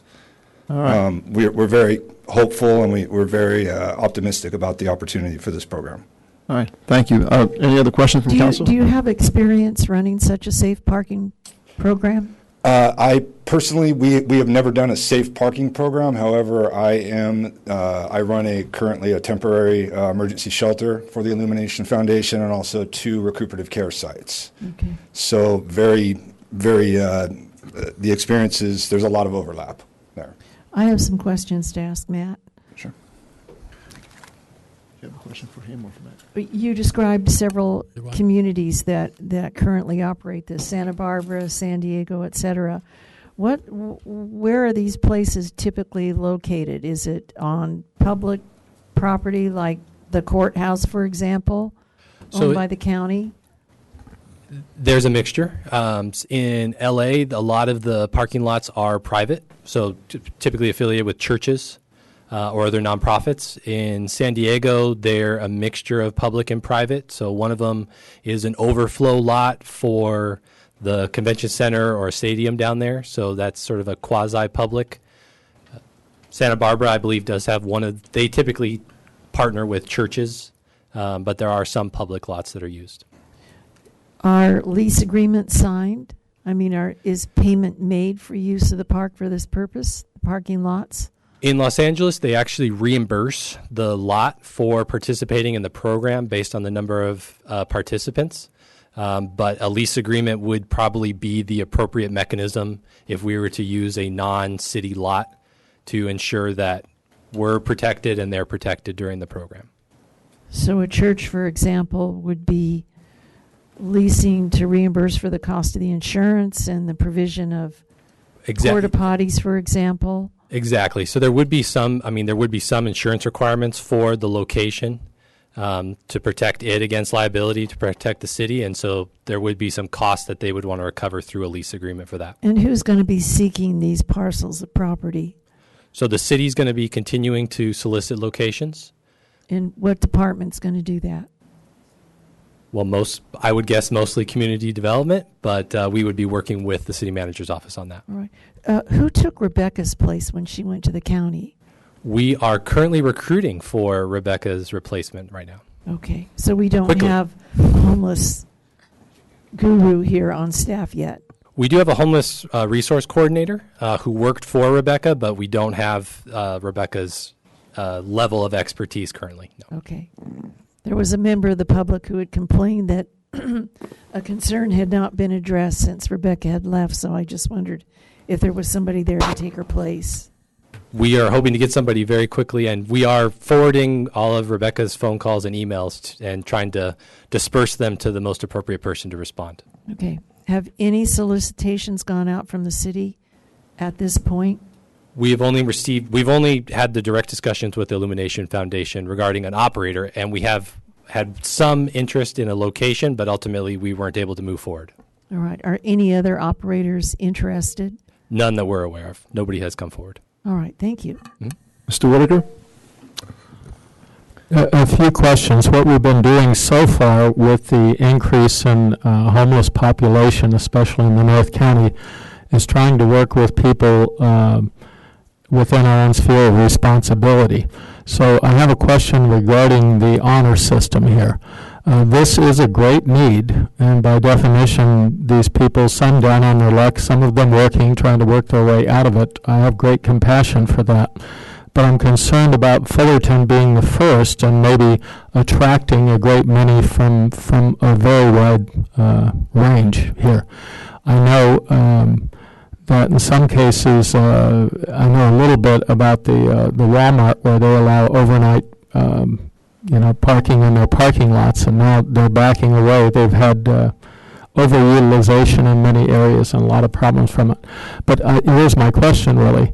Wouldn't it be rather easy? I mean, all these vehicles, regardless what type they are, would be registered to a current address of some sort, right? Right. So one part of the intake process is going to be them providing evidence that their vehicle is registered. They do have a driver's license and insurance, and so it would be very easy to make one of the prerequisites that their registration is to a Fullerton address. Mm-hmm. And the second thing, this would be open to all forms of vehicles, right? There's no restriction in that regard. As long as you meet those requirements, registration, insurance, driver's license, we wouldn't have any restrictions on the type of vehicle that could participate. Though that may be, if I can interject, that may be dependent upon the actual location because, if the parking lot is not suitable for a recreational vehicle or if there's low overhangs or something like that and you have a modified van or camper or something like that, that would preclude those type of vehicles. So we would, of course, be looking for something that is accommodating, but we also have to go with something that we can actually do and start getting the data and providing the service. So it may be limited to those smaller vehicles, non-recreational vehicle type vehicles. I guess I can withhold my other questions till after we hear from the public. Thank you. Mayor Pro Tem? Just one question for you, Mr. Folks. In your research of other cities that are doing these programs, did you research whether or not they were also, these locations were also an attractor of homeless encampment? There was some discussion of that, especially at the Safe Parking LA, and the conclusion was actually that it was not. That most participants that are coming to utilize these, as Jason had mentioned, are people that are fairly recently homeless or have recently lost the access to housing and are looking to quickly get back into a housing. And so it is not your traditional attractor of homeless encampment. It's people that are looking for that safe place to park until they are able to be connected with those services. And then we would have part of the role of both the security and the selected vendor would be to try to discourage any of those components, because really what this is not going to be a new location for camping, outdoor cooking, et cetera. This is going to be a location for safe overnight parking. Okay, and my follow-up question is, but how could they discourage it if they decided to camp adjacent on the public sidewalk? You're correct. They would not be able to stop them. Okay, thanks. Thank you. All right, if there's no further questions, we'll open it up to public comments. If you're here to speak on the matter, please. Good evening, Council. My name is Jose Trinidad Castaneda. I think this is a really good proposal. Councilwoman Fitzgerald, Mayor Silva, we've talked about this before, and it's come to the local control now. This is an issue where you have total local control over the program. It's a very temporary program, and even though city staff and resources is limited, it's going towards a good cause where up to 50 people could potentially be safe overnight. And if you've ever slept in a car before, you know it's not comfortable. These people are not driving Teslas. Okay, so it's not like they're going to be reclining and relaxing. This is a temporary situation in a very uncomfortable context. So I would appreciate if you approve this recommendation, and you also give staff flexibility to at least direct operations to not allow idling. I don't want a situation where you go into an underground parking lot and it just smells of fumes because people are just sitting there looking at their phones all night and they have their car on. I don't want a situation where the air quality in that area becomes poorer because people have their cars on all night. So if you are able to make it so that there's no idling overnight, and other than that, please vote in favor of this recommendation. Thank you. Thank you.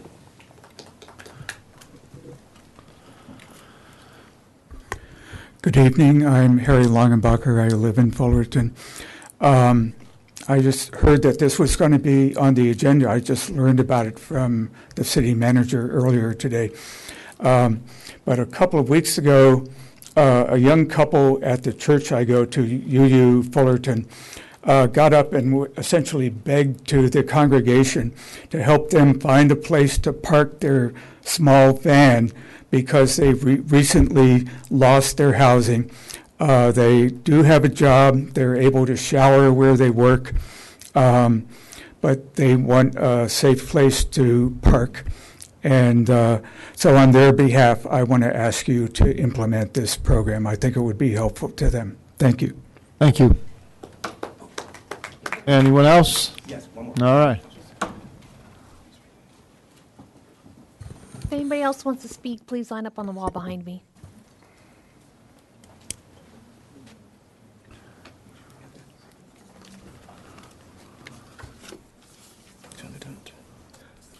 Curtis Gamble, again, Mayor, City Council. I'm very happy about the safe parking. I think it will work. I think we're doing something moving forward with helping out the homeless. Let me see what else. Oh, did you guys receive my emails? I've been emailing you for the last 2 or 3 days. Sending you as much information as I can. Yes. Okay. Yes. All of them? Okay, thanks. Yeah. So I don't have to repeat anything.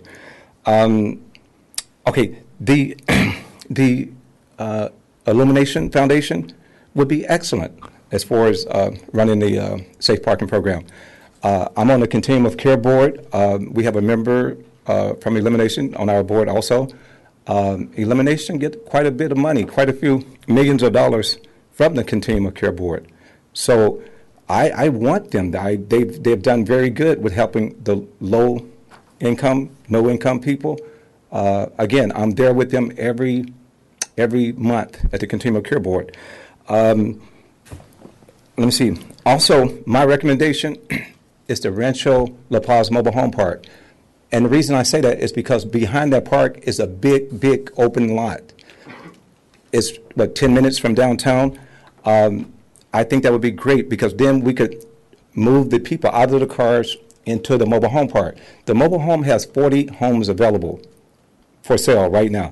We are very much interested in buying those homes for the homeless. So we could put them in there right today.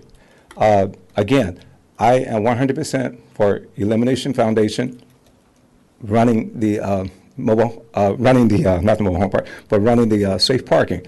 They've been around doing great things. Like I said, I work with all of them. So again, I'm very happy. If I need to email you guys, again, I had emailed you guys probably in 6, 7, 8 years. But this whole thing was very important to our community. How much time I got? 36 seconds. Okay. You don't have to use it all. I want to. All right. So all the questions that you guys were asking, I'm going to look those up, and I'm going to email those to you. When you were asking about the, what's the safe parking? Who has a safe parking? How has it worked? I think they explained it very well, but I do have a little bit more information that is very positive towards the safe parking, and I will email that over to you. And thank you, guys. I'm so happy that we're moving in the right direction. Thank you very much. You got a second left. There you go. Thank you. All right, seeing no other speakers, we'll bring you back to council. And Mr. Mayor, yes, if I may, I want to ask.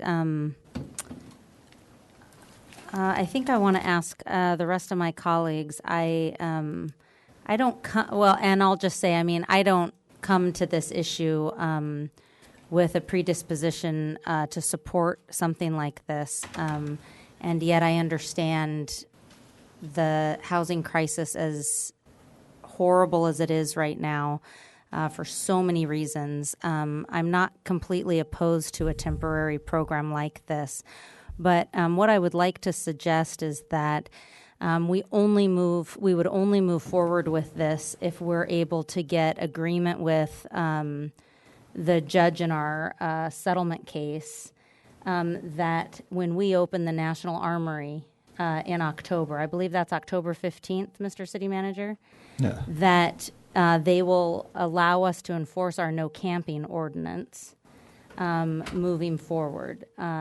And if we are able to do that and require that those valid driver's licenses have a Fullerton address on them, if we were to do those things, then I would be in favor of doing this for a limited 6-month time, requiring an update on the progress, including how many people were able to get out of their cars and into housing at every city council meeting. Thank you. Councilman. Yes. Just a follow-up question, Councilmember Fitzgerald, on if we give direction to staff to go to the judge, are you saying we would approve this tonight with just direction? Because there's no guarantee that we're going to get any positive response from the judge on this. My direction would be pending the judge's approval that the National Armory beds will be our stopgap measure for those who are not in their cars but are currently camping on our street, who are from Fullerton, until the 2 navigation centers open. I believe that we can satisfy the requirements to provide storage for the belongings of those people and any kenneling needs that there are for their pets. And if we're able to do that, and the judge allows us to go ahead and enforce that, then the direction would be to move forward with this as well. I would be just hesitant to do that because we don't know what the judge is going to say, and then we would, if he comes back with a negative, then we are. You were saying you wouldn't approve this program, right? And my reasoning for that is that on this city council, we have continually acted in good faith to give options for those who are homeless on our streets. We, to take the Gilbert encampment, for instance, we are out there at least 5 days a week offering services and beds, and by and large, they will not accept them. So to say that we cannot enforce our anti-camping ordinance until the navigation centers are open, when we've also taken the extra step of getting the National Guard to open the cold weather shelter, which was never supposed to be open again because we were all working on permanent supportive housing until these judges got us off that track onto the homeless shelter track. We've got all of our good faith has to be respected at some point. We have to be able to enforce our laws, keep public health and safety intact in this city, and actually get people off the street. So just to, this is really a separate problem because these are folks who are actually... I don't see it that way. Right. So I want some credit that we are doing the right thing, offering the cold weather shelter for those who aren't in their cars, who have other problems and are on the streets, offering a temporary safe parking program for those who have cars but are not in houses. It's all homelessness, it's all housing crisis, it's all cities being forced to take responsibility for this issue when we were not set up to do so. And I just feel that as we continue to invest money and invest in these really experimental programs. It's the first in Orange County. That be respected by someone. Well, they're not experimental programs. They have been implemented in other cities. So we are just leading in Orange County and showing leadership and good faith. I would be very reluctant in postponing this program for the sake of a decision from a judge who has already been very adamant about what needs to be done. So I don't know if we have much leverage there with a federal judge. And these are two different issues. There's the issue of the folks who are on the sidewalk, and then there's folks who are legitimately living in cars and don't have a place to park those cars. So these are completely different issues, and I don't think we can have some sort of blanket discussion on this. I would ask our city staff to seek that, but I hope that we don't make this a contingent on approving this program. I have experienced, I don't know how many people on this council has experienced living in their cars, but I have as an early immigrant. I've slept in my car, and it is not a pleasant experience. You are afraid of the elements. I parked in front of, and it was Hollywood Boulevard in that area, and it was at a time in the late 90s when it was actually a scary place. And so this is a very different program for people who are experiencing a different type of homelessness. So I don't think that we should be linking those together. But I do think that we can go and take this to the judge and say, look, this is what we're doing. We are showing good faith. Give us this option. But I don't think it should be contingent on that. Anyone? Mr. Florian and Mr. Whitaker. Sure. I was going to ask earlier whether there had been a projection as to how many students might avail themselves of a program like this. We do have certainly a lot of options for students where dormitory costs or local rentals are pretty daunting for them, and whether or not that might accelerate or increase the number of students who might choose to utilize this. So we are aware that there are students that are living in their vehicles because of rent costs. We don't have a number as to how many of them there are or where they're parking on a regular basis, but certainly they potentially would be eligible participants for a safe parking program. Well, I ask because as I look at, say, overnight usage of large parking areas that are quite secure and monitored, that certainly some of the colleges, some of the universities in the city would have their own capability for providing that, certainly for their students that would be affected that way.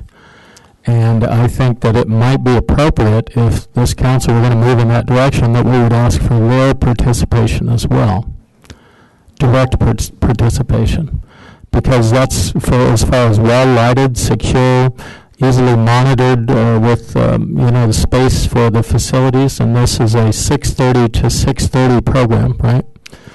Correct. Sounds like a pretty natural offset, at least to handle that population. They would have a way of screening that as well. Absolutely. Ms. Flory? I very much would like to see how this could work. There's a lot of unanswered questions, and I think the idea of making this a 6-month program to gather information is golden. And if we can believe the speakers who have addressed us this evening, this is a different kind of population than those homeless who are living on the sidewalks. And I sense that our residents' tolerance for that kind of activity is getting very, very thin. This has the possibility of working, and if we can see that it produces results of transitioning people who are just newly homeless, living in their cars, I think we ought to give it a chance.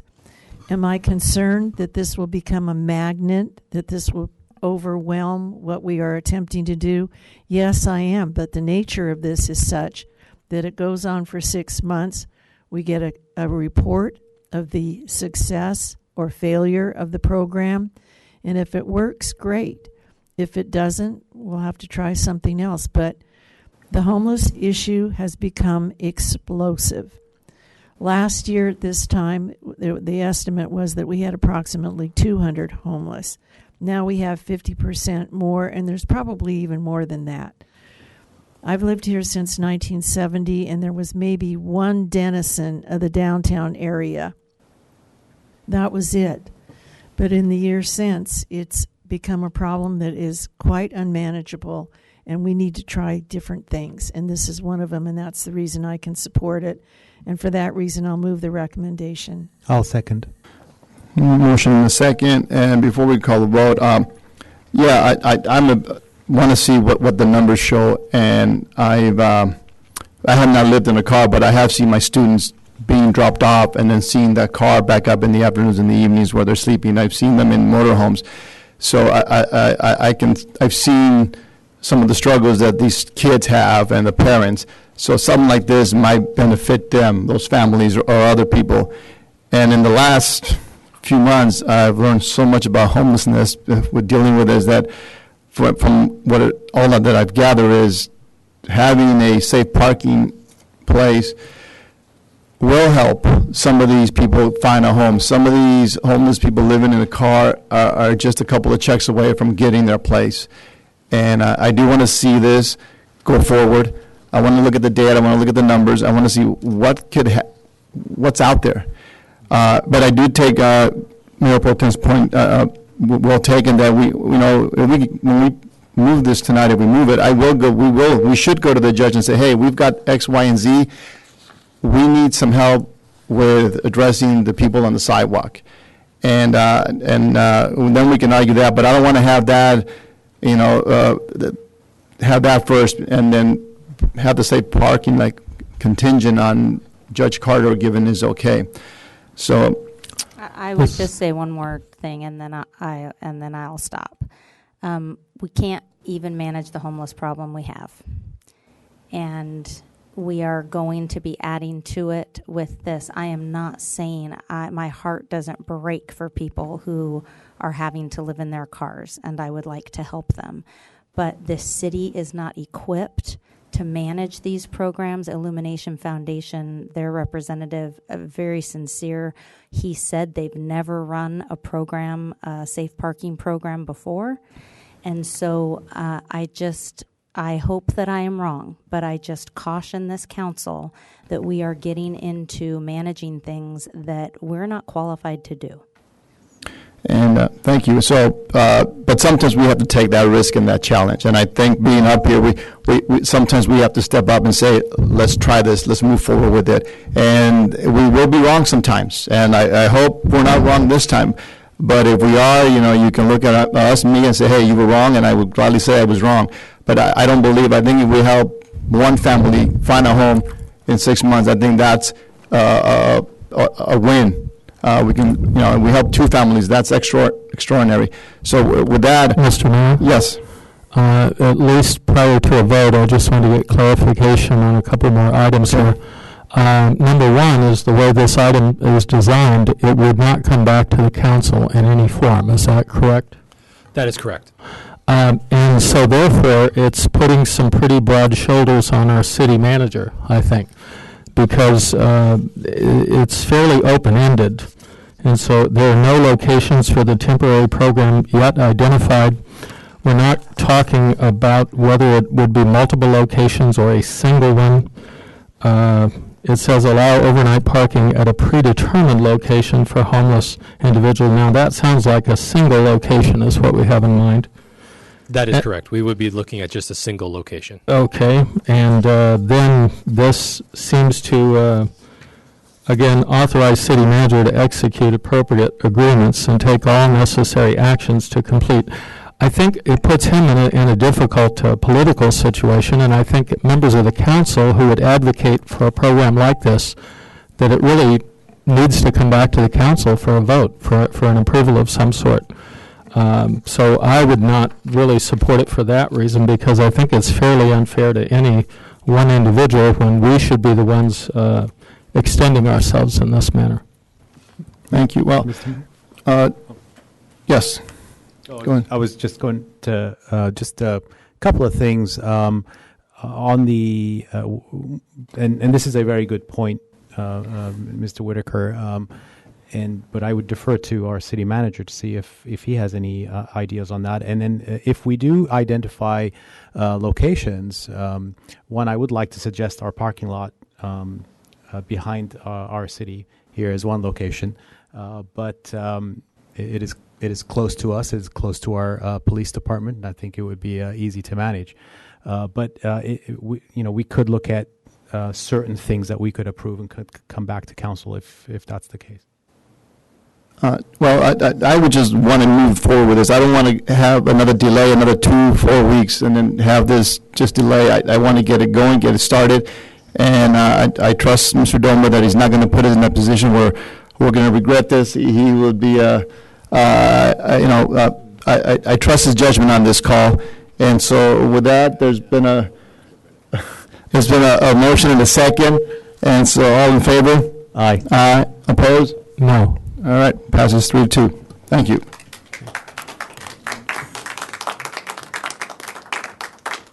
And that moves us to item number 10. Mr. Folks. Sorry, you got me again. All right. Second item, related topic, but a little bit different, is a request for a resolution of intention to amend the zoning code, Title 15 of the Municipal Code, regarding emergency shelters and multi-service centers for the homeless, which is now referred to as navigation centers. So the resolution of intention is the first step in our process to amend the zoning code. So we first get a resolution of intention to amend, then we come to the Planning Commission to recommend approval or denial of the amendments to the zoning code, and then it comes back to the City Council to ultimately adopt those code amendments. So this is sort of step 1 of 3. And what we're requesting is the intent is to amend Chapter 15.42, which is our emergency shelter zoning designation and applicable development standards. And we're looking to update some definitions, development standards, operational standards for emergency shelters and multi-service centers for the homeless. Just by way of a quick background, the ES overlay, which is the emergency shelter overlay zone, was adopted in 2015, and it allows emergency shelters up to 50 beds by right and up to 150 beds with approval of a conditional use permit. At the time the ES overlay zone was adopted, we had identified the area that you can see on the screen here with that ES overlay. So the properties retain their underlying zoning designation, which is industrial, but it does allow for those emergency shelters to locate in those areas. As of today, we have not received any request to locate an emergency shelter in the area that we identified initially, nor have we received requests to expand the ES overlay zone to other properties. I had touched on this in my previous presentation, but we did do a point-in-time count, and it identified that Fullerton does have a little over 300 unsheltered individuals, and as Councilmember Floria mentioned, that number has doubled since 2017, and so there's clearly an increase.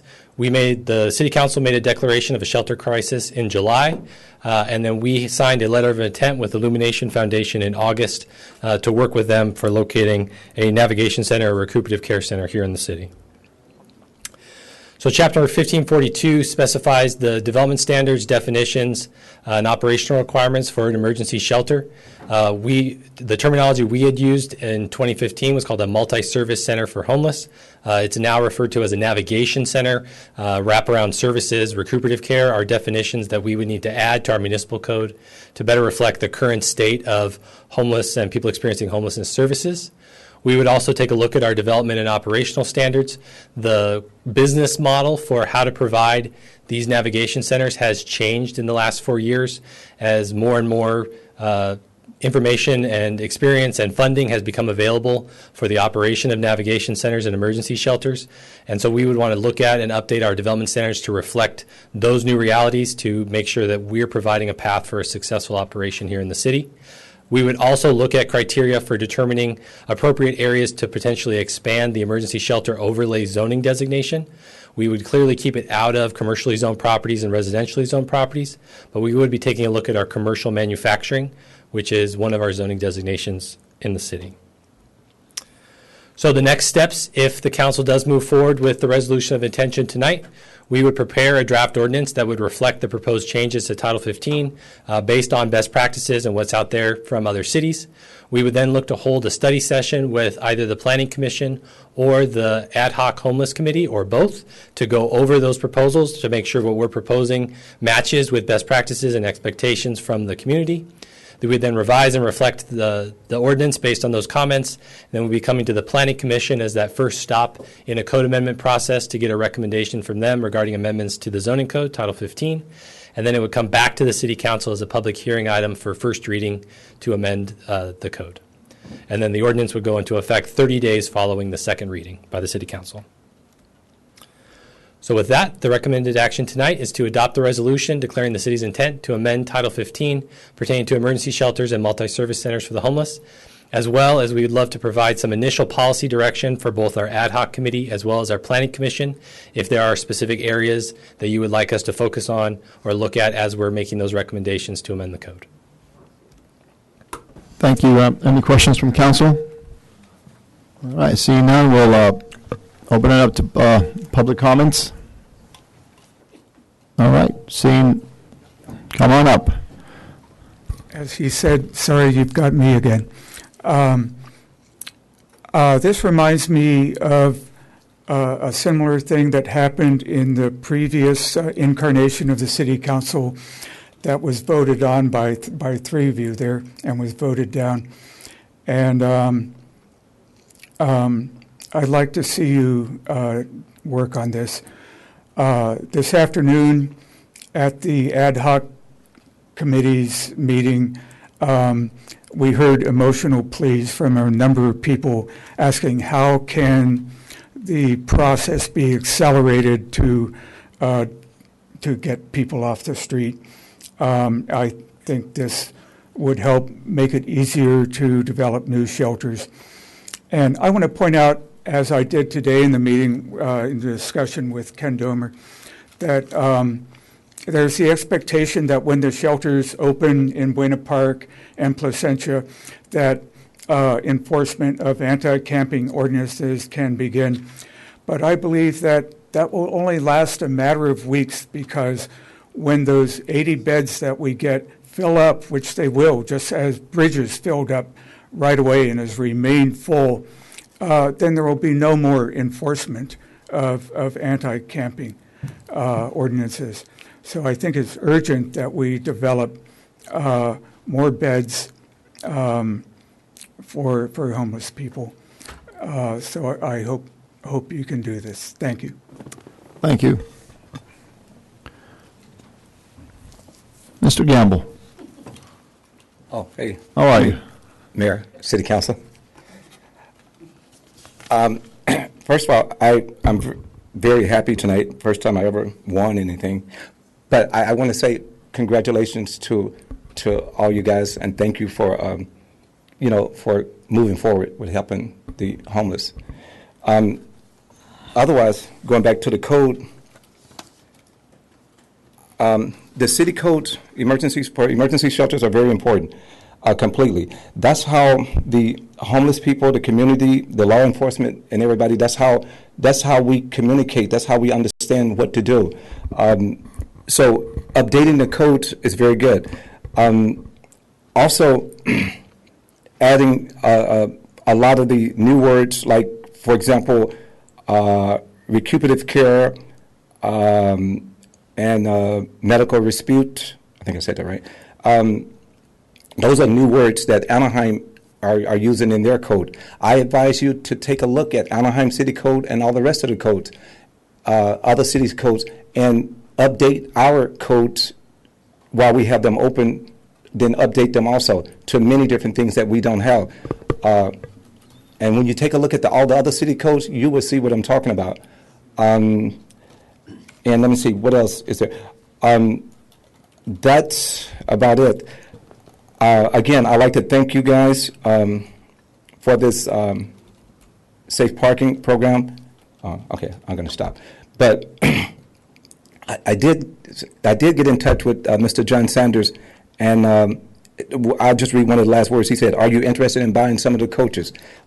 So when we put our safe parking back there behind his mobile home park, I think we should take that in consideration. But otherwise, thank you guys, and please update the city codes so that the language will be consistent with today's standards. Thank you. All right. Thank you. Seeing no other public comments, we'll bring it back to council.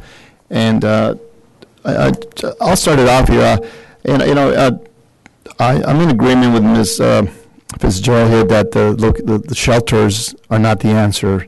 And you're right, we need to have permanent supportive housing. And we did have that an item a while back, and we didn't pull the trigger. And so I think moving forward, once we get this going, we do need to take an aggressive look at where can we put permanent supportive housing so we can move some of these people who have been rehabbed, if you will, for lack of a better word, into housing. Because you're right, Mayor Pro Tem, the shelters, the safe parking are not the final answer. And I think we, or as a council, we need to start looking at that. What are our options? What's the next phase? We got to get back on the county and partner with them and the state. Move on with legitimate housing. So, any other? Yeah, thank you, Mr. Mayor.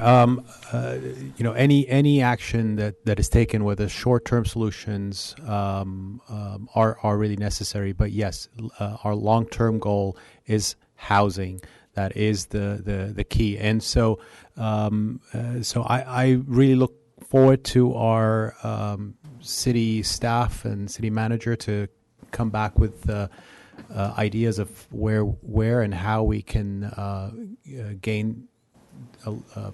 put more supportive housing and talk to the nonprofits that are actually building them, so we can actually go into that phase. But for now, we do need to tackle the short term, and we do have a crisis at our hands. So I welcome this, and with that, I will move this recommendations. Thank you. All right. There's a motion and a second. Any other comments? Mr. Whitaker?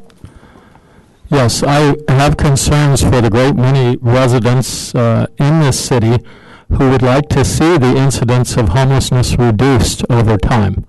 And I'm concerned about certain actions that would really have the opposite result.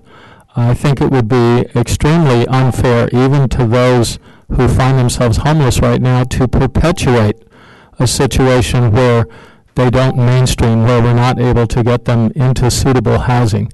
As was mentioned earlier, there is a large percentage, probably the majority, of the dedicated street homeless who refuse to be assisted or helped or provided space or assistance when they're approached, and approached regularly, as I understand. One of the concerns that I have, it's fine for Fullerton to do our part, which we've done our part and more than our part for a very long time with the National Guard Army and with all the charitable and nonprofit efforts that go on in this city. But I think anything we're doing should have the end goal of reducing and eliminating homelessness and not have a combined set of actions which really do the opposite and make the city a magnet and put out a welcome mat and say, come to Fullerton. It's the, even the earlier action, free parking, that's something of great value in this region. And now on an honor system, I have concerns about that. So taken in total, I'm very concerned that the actions of this council may result in a rapid expansion in the number of homeless, and a great many of those will be resistant to any form of accommodation that we might present for them. And I think that outcome would be most unfair to most of the residents in this city, people who work here and people whose property values and whose daily existence could be affected by that. So I understand there's a majority of this council that doesn't seem to be concerned about those outcomes. But I certainly would be very hesitant to be supportive of something that's going to lead us in that opposite direction. Mr. Mayor, if I may, we are concerned about the residents, and this is the reason we are taking these steps. It is to get folks off the streets into shelters temporarily and then hopefully into long-term permanent housing. We welcome any ideas. We've sat and listened to council members who've been on this council for years and yet have not provided any solutions or ideas and instead just bickered and moaned about things. We're going to take action. All right. If there's no other... That does not include me, because let's just all remember back in 2013, we would have had a 200-bed homeless shelter in Fullerton if Doug Chafee had not switched his opinion on it and voted against a shelter. Seaborn, Whitaker, and Chafee all voted against that shelter in 2013, and we wouldn't be in the problem we're in now if they hadn't done that. All right, there's been a motion and a second. All in favor? Aye. Aye. Opposed? No. 4-1. Thank you. All right, move on to item 11. And who is this? What? Where's your Ms. Oh, not Ms. Bateman. All right, come on down. Good evening, Mayor and council members. Excuse me. Laura Janetti Mercer, Human Resources Department. We're here this evening asking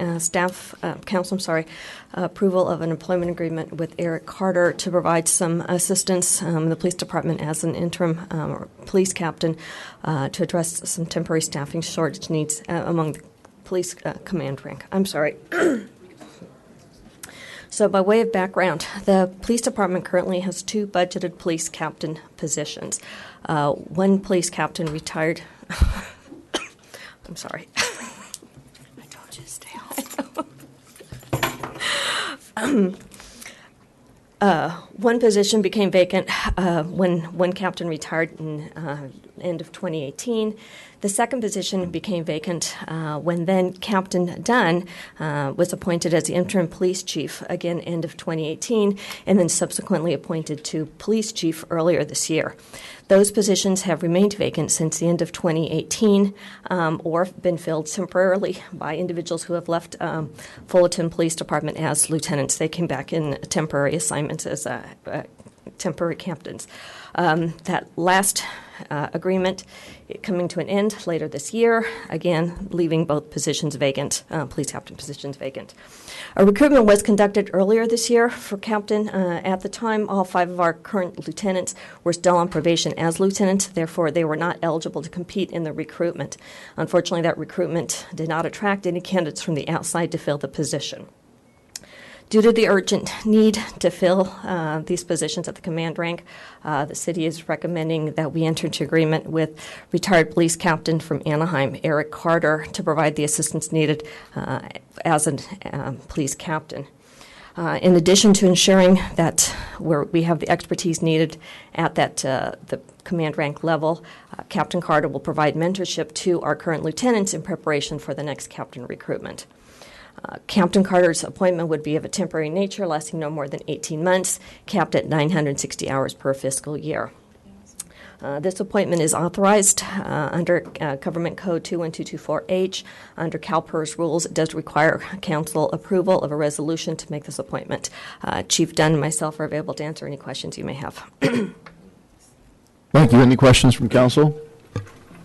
Okay, seeing none, we'll go to public comments. I have a question. Yep. Oh, yes. Yeah, I'm trying to do the math here because you're asking, the agreement is estimated at $161,000, but the hourly rate is $83.90 per hour.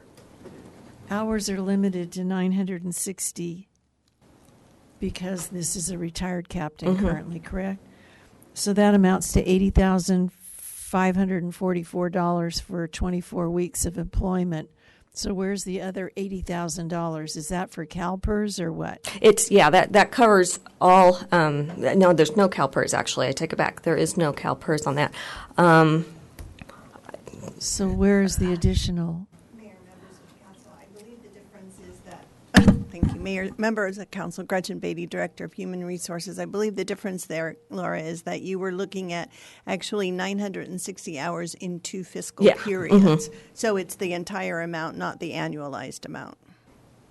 So 161 for 2 years. Yes. Okay, that makes sense. Thank you. All right. No, seeing no other questions, we'll open up the public comments. Seeing none, we'll bring it back to council. I move the item. Second. I'll second. All right. Motion and a second. Mr. Whitaker? Certainly, with all due deference to Captain Carter, my concern is this practice, and it makes financial sense, is that when the 3 at 50 program was passed, one of the primary reasons, the arguments that was made was you don't want police officers at 50 years old or older to be chasing down criminals. And the whole idea was that pretty much that we desired fresh, new, younger officers, and that at 50 people should be retiring. That's what the 3 at 50 does, is it pretty much forces out someone who has great experience and great leadership capabilities. I saw it happen at the County of Orange when I worked there. But of course, retirement really isn't retirement in this case, because so many of the officers, once they retire from their existing employer, very quickly they're back out. Sometimes they're required to sit out for a short period of time, but very quickly they're back in employment status again. So I think words should have meanings and consistent meanings. So the whole notion of the 3 at 50 retirement, it hasn't worked out exactly the way that it was built. So on principle, I really don't support this. The other thing is, even though we'd be utilizing his talent and his experience, and I think that's a smart short-term move, it's also preventing younger officers from being able to move up for whatever length of time that we bring in part-time experience like this. So I'm just explaining why my non-support on this item, but I certainly wish, I know this council has no such concern as I do, but Captain Carter, I wish you well. Thank you. All right. A motion and a second. All in favor? I'm going to make a response to that. Okay, Ms. Foley. I was on the council when 3% at 50 retirement benefit was approved, and sadly, I was one of the people who approved it at the last minute. The city of Fullerton was the last city in Orange County that approved the 3% at 50, and we were told repeatedly that we would not be able to retain our police officers unless we adopted that retirement program. My major concern at the time was this. First of all, I didn't believe in retirement at age 50, which I foolishly stated, and it ended in my losing an election a year later. But 50% of our police officers have been on the force for less than 10 years. And the position of captain requires a seasoned warrior, somebody who's been in the trenches for probably at least 20 years. You need that kind of maturity and experience on the job to be able to command the respect and have your troops follow you into war when necessary. So anyway, I believe that Mr. Whitaker mischaracterized what we were told at the negotiations, and having been there, I know exactly what we were told. All right. Any other? May I just say something? Mr. Let's Mayor? make it quickly so we can. Very, very quickly. I would like to actually commend our chief for coming up with really good solutions for a short term and hopefully ultimately long-term solutions for our shortage in our police staff. Our community wants proper policing, proper public safety, and we can't do it when we are short-staffed. This is a wonderful solution, and I commend our chief and our police department. Mr. Whitaker. I don't want to engage in a back and forth debate with Councilmember Flory, but I was there too. I understand all the arguments that were made, and unfortunately, our predictions made back at that time have really come to roost. It's part of the big financial, the pig and the python that we're trying to swallow right now financially. And people in this city have to put up with subpar infrastructure and other problems, and many departments in our city are being cannibalized to cover these costs right now. So for everybody who cares about the other city departments, this has been, one of the big draws on this. So to bring in the experience, I think, is great. Understand it's a part-time role. He's working a half a year for that 2-year period. And I've seen this done before. As far as one thing that Councilmember Flory said, I understand that warning was made, gee, we can't keep anyone on the force if we don't adopt the 3 at 50. But the Los Angeles County Sheriff's Department never adopted the 3 at 50. They still have a very large number of officers employed there, and they have throughout. All right. We good? There's been a motion and a second. All in favor? Aye. All opposed? No. All right. Goes 4-1. Thank you. And all right. Next item, number 12. All right. Ms. Beatty, welcome. Thank you, Mayor, members of the City Council. I'll note that Laura was not feeling well today, and she wanted to be here tonight to present that item because she knows how important it was to the police department. So, but the item that I have to present to you tonight is regarding the proposed side letter of agreement with the Fullerton Police Officers Association, the police safety unit. In your packet tonight, there was a somewhat extensive PowerPoint presentation in the last meeting when we did this by first review, and even more extensive. So I'm going to give you a short form tonight, and if there are any questions after we go through the short form presentation, please let me know, and we can cover some items in some more depth. But Gretchen, this is the second time you've looked at. I'm going to suggest that this presentation is not necessary. This will be the third time that we have seen this material. So I will go to the super short form then, and here's your recommendations, if that's all right with the rest of the City Council. I'm good with it. All right. All right. So, all right. Any questions from council? Yeah, Gretchen, if you could just confirm, I'm in the staff report. I'm looking at vacancies and relating staffing and recruitment concerns on page 5 of the staff report. So currently 13 police corporal positions are vacant. Another 3 are underfilled with police officer trainees. The current vacancy rate in the police department is at 9%.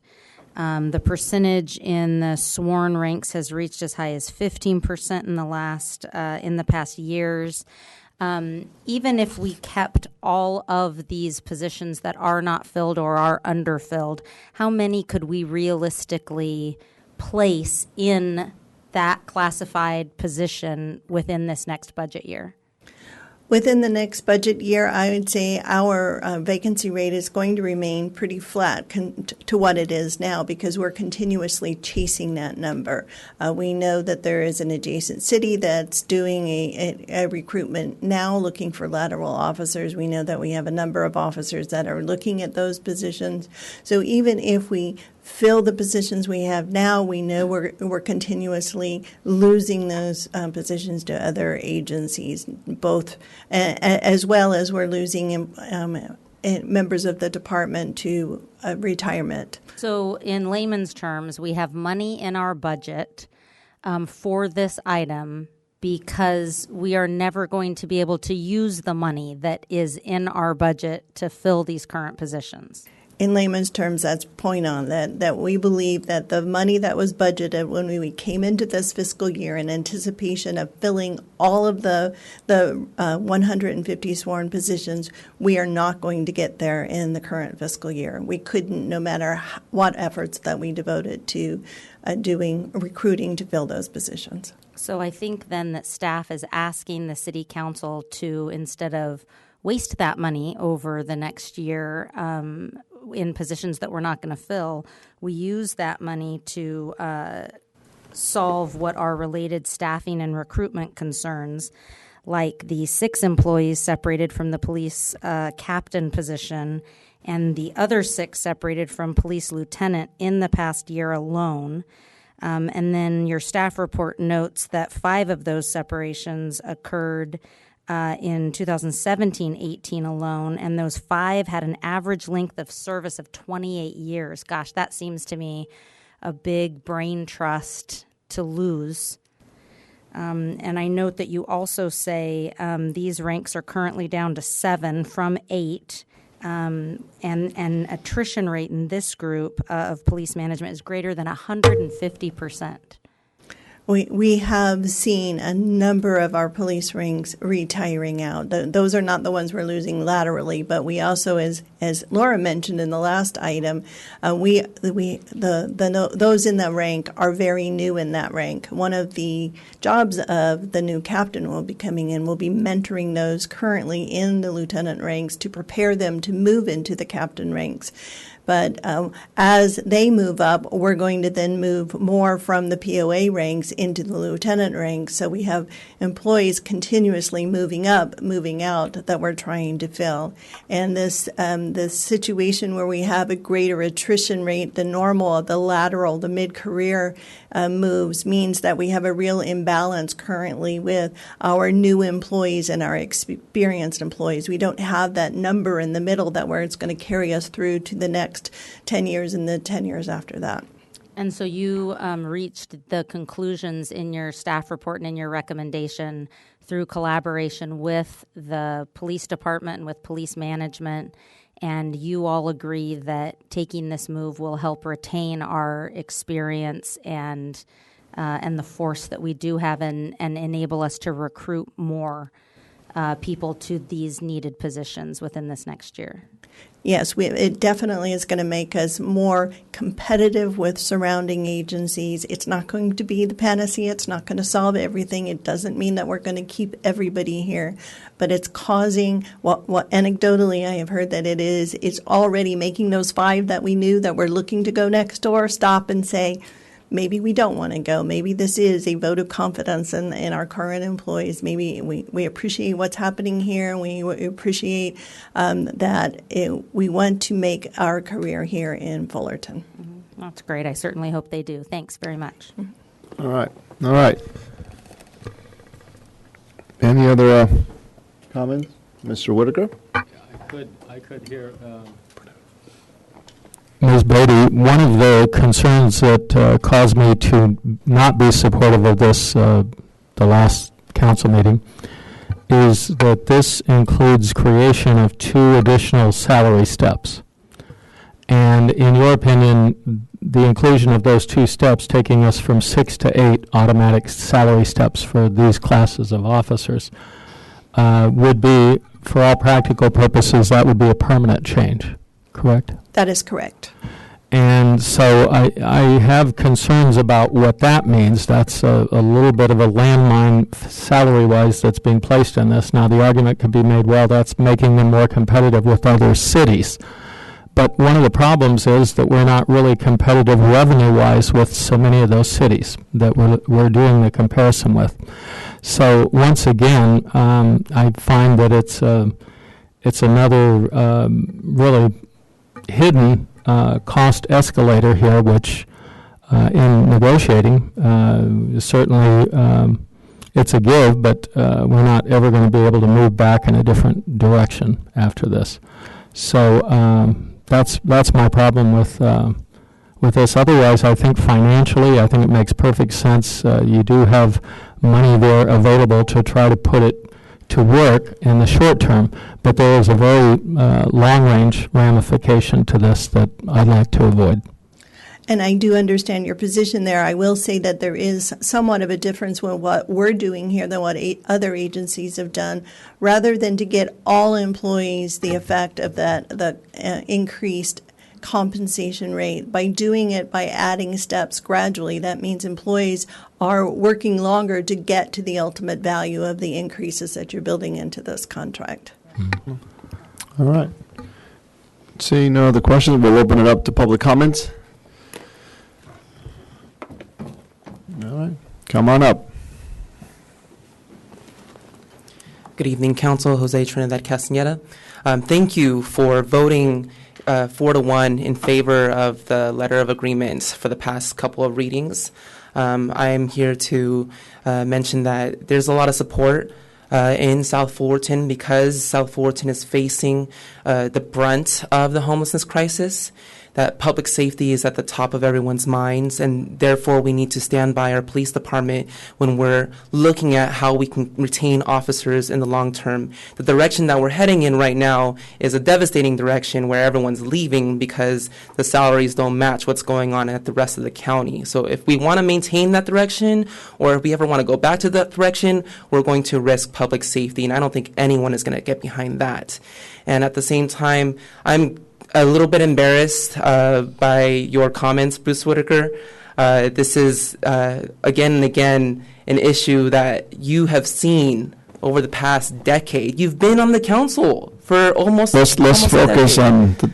Okay, so I'm just going to say that when you have that longevity on a board and you make a raucous claim that, the city's not doing it enough, or I'm not seeing this and that, and you're trying to attach economic development with a basic contract, then you're really saying that that I'm not doing enough, that I'm not bringing in businesses to the city. So that's my grief, and I would implore that the council member change his vote from a no to a yes to make sure that everyone in the city of Fullerton understands that when we're talking about these matching salaries for our police officers along with the rest of the county, that we're not putting people at risk. Because I just am tired of either snickering or laughing here in the council chambers. I'm here all the time, and I just can't believe some of the things that I'm hearing. It's embarrassing. All right, thank you very much. Thank you.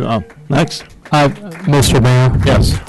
Since the speaker wants to personalize things, I would just like to point out that many of the policies that have gotten us to here, I have voted against those policies. I've been in the minority. So if you don't like where we're at right now, I would argue that on many councils, different councils I've served on, I've been the objector to most of those things. So if those policies, if you don't like where we're at right now, that doesn't have my fingerprints on it. Thank you. Next. Good evening, Mayor Silva, council members. Ilse Miranda, and I'm here to support the police budget presented. I am here just giving you some facts from Google. Google. I got this from Google. The population of Fullerton is 139,640 living in the city of Fullerton. We have most of the time we're complaining that we don't see police officers on duty. This is my experience. I've seen every single day that I take the kids to school and come back, there's people taking red lights like it's nothing.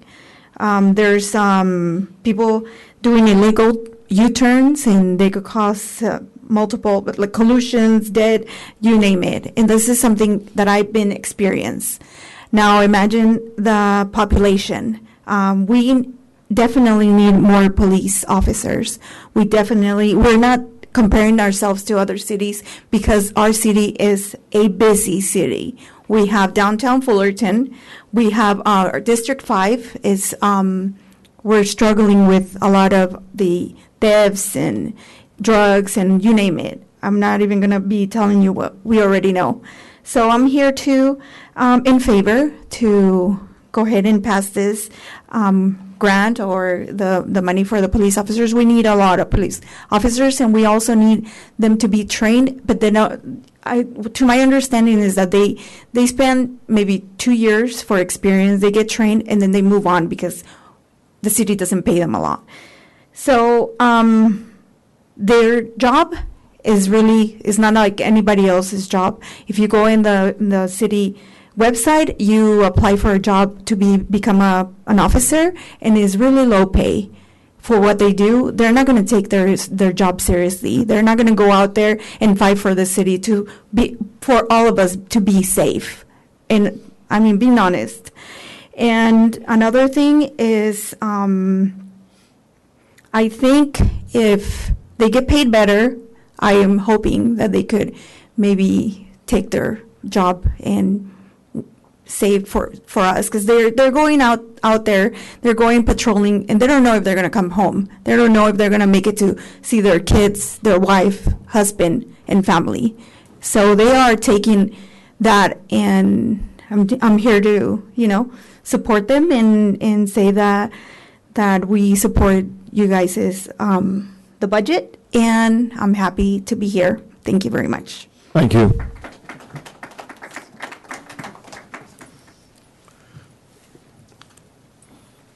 Council Silva and council members. My name is Gabi Garcia. I work with OC United for the last 3 years, serving the community of Valencia Park. And I represent a low-income community, most Latino, undocumented, not speaking English. It is sad, the conditions of living our Valencia Park, especially the youth coming out from high school and being recruited for drug dealers to sell and use substance. I have been witnessed that. And I am here to support the budget for the police department. They have doing an excellent job in Valencia Park, but we need more officers, especially Lieutenant Arana, Lieutenant Haynes, Officer Salazar. They are great. Before, and we have community meetings regular basis, and our residents used to hide from there. Now they can talk, and they can call, and they can report. And thank you so much for your time. If I may, a quick question. Miss, I just wanted to clarify, this action doesn't really create more officers. You're aware of that, right? Okay. Okay. Thank you. Mr. Gamble, welcome back. Thank you, Mayor, City Council. Always nice to see you guys. I just want to come up to the mic, speak, because what I do dealing with the homeless, it involves the police officers a lot, and I just like to say that, Chief, you guys have done a great job overall. A little bit disappointed because we didn't get a shelter 6 years ago, because it helps the police officers. Basically, they know where we are. It's a lot of control. I hate, when I was at the Fullerton Transportation Center, I called a police officer, probably like, I was homeless for 8 years, so probably maybe 100 times altogether. But they put people's lives in danger trying to get to where a homeless situation was, that it was just unnecessary, where they could have just had one place to go to get the person that they wanted, which was, probably around the shelter, somewhere but not every location. So we put a lot of pressure on the police officers. Many times when they came, they say, hey, can you guys have handled this yourself? And we could have taken care of it ourselves, but we put a lot of pressure on them to do things that we could have done, and they went out their way to do it. I got a minute and 27 seconds. Okay, but overall, I'm really proud of the Fullerton Police Department. And, of course, I would like to see more police officers, but at the same time, if we take care of our homeless issue, then we would know we wouldn't need as many. And I think I'll end here. But then, congratulations and thanks again for such a great job. All right. Seeing no other public comments, we'll bring it back to council. Any other? Yeah, Mr. Mayor, I'd move this item, and as I do, I just want to say that this actually does put more police personnel in our department, because right now we're having a hard time recruiting any with what we are offering. And I know that just recently we've had recruitments where we get down to the last couple, and then we just can't get the deal done because everyone else can offer a better deal than ours. And that's just the reality of the situation. And the other reality of the situation is all of the vacancies that I talked about earlier, we will not fill. And this department will continue to be understaffed because we physically cannot get them through the training program in time to get them onto our force in the next year. So we've got to give our law enforcement the tools that it needs and support Chief Dunn in his efforts to make sure that we can retain the officers that we have, that when we have recruitments, it's a competitive recruitment. This is a great city to work in and to be a police officer in. This is a great police department to be a part of. And this is not my optimal solution. I mean, I want to be adding into the ranks of our police department even further than this, adding additional positions. But we're not in that position right now. But we do have the power tonight to make sure we recruit and retain the best possible force we can. And so I'm pleased to vote for this. I'll second. Second. Motion and a second. Any other comments? Ms. Just Flory? a little bit of historical perspective. Our agenda letter says that between the 21 police sergeants, the 54 police corporals, and 87 police officers, we're talking about 142 sworn personnel in our police department, shy of the chief, etc. Our population currently is approximately 140,000. In 1998, the population of Fullerton was 20,000 less. And we had 180 police officers at that time. Right. That just shows you how very, very squeezed our police department is, and the pressure falls on those police officers. So congratulations, Chief, for being able to manage what you have managed, as understaffed as you have been, and it's for that reason that I support this proposal wholeheartedly. Mr. Whitaker? No? All right. Yeah. No. I one of the things that I think by the comment that Ms. Beatty said today, that those 5 people who were thinking of leaving are thinking of staying. I think that does add officers. We keep them. We don't lose them and have to fill that in. And as long as I've been in council, I have become more aware of our shortcomings with retaining our officers, both police officers and fire personnel. So I think this is a move where we can keep who we have, hopefully all, and allow for a little more recruitment. And someday, soon, hopefully, hire another 10, 15 with some hope. But anyway, so on that, it's been a motion and a second. All in favor? Aye. Aye. Opposed? No. Goes 4-1. Thank you. All right, item 13. Mr. Mayor, before we go on to that, can I just have a point of personal privilege real quick? Sure. I want to apologize for earlier calling out Mr. Whitaker and Seaborn and Chafee for voting against the homeless shelter in 2013. One thing I like about me is that I speak my mind, and one thing that gets me into a lot of trouble is that I speak my mind sometimes, and I should really think better of it. I think it really does a disservice to the work that we do up here to go back and revisit and place blame. And so I do apologize for that. I am confident that every member of that council, just like every member of this council, does follow their convictions on issues. I, especially on this issue, get so frustrated that 6 years later from that vote, we're still dealing with this. I mean, the only time in my 7 years on this council, that I've gone home completely dejected was after that vote. And so it is really just out of that frustration that I called those people out. But Mr. Whitaker, I do apologize for that. Well, thank you for that. And I was going to privately discuss with you that ultimately Bridges was created the same size and serving our area as well as Placentia and parts of Anaheim too. So where it might not have been located exactly where it was, the outcome is still a 200-bed homeless facility. And so not all for Fullerton, but yes, you're right. Right. I mean, even ours would have been impacted by the cities as well had it been on State College. Potentially, but regardless. Okay. No, I appreciate what you're saying. Thank you. Thank you. All right. Ms. Chang, you're up.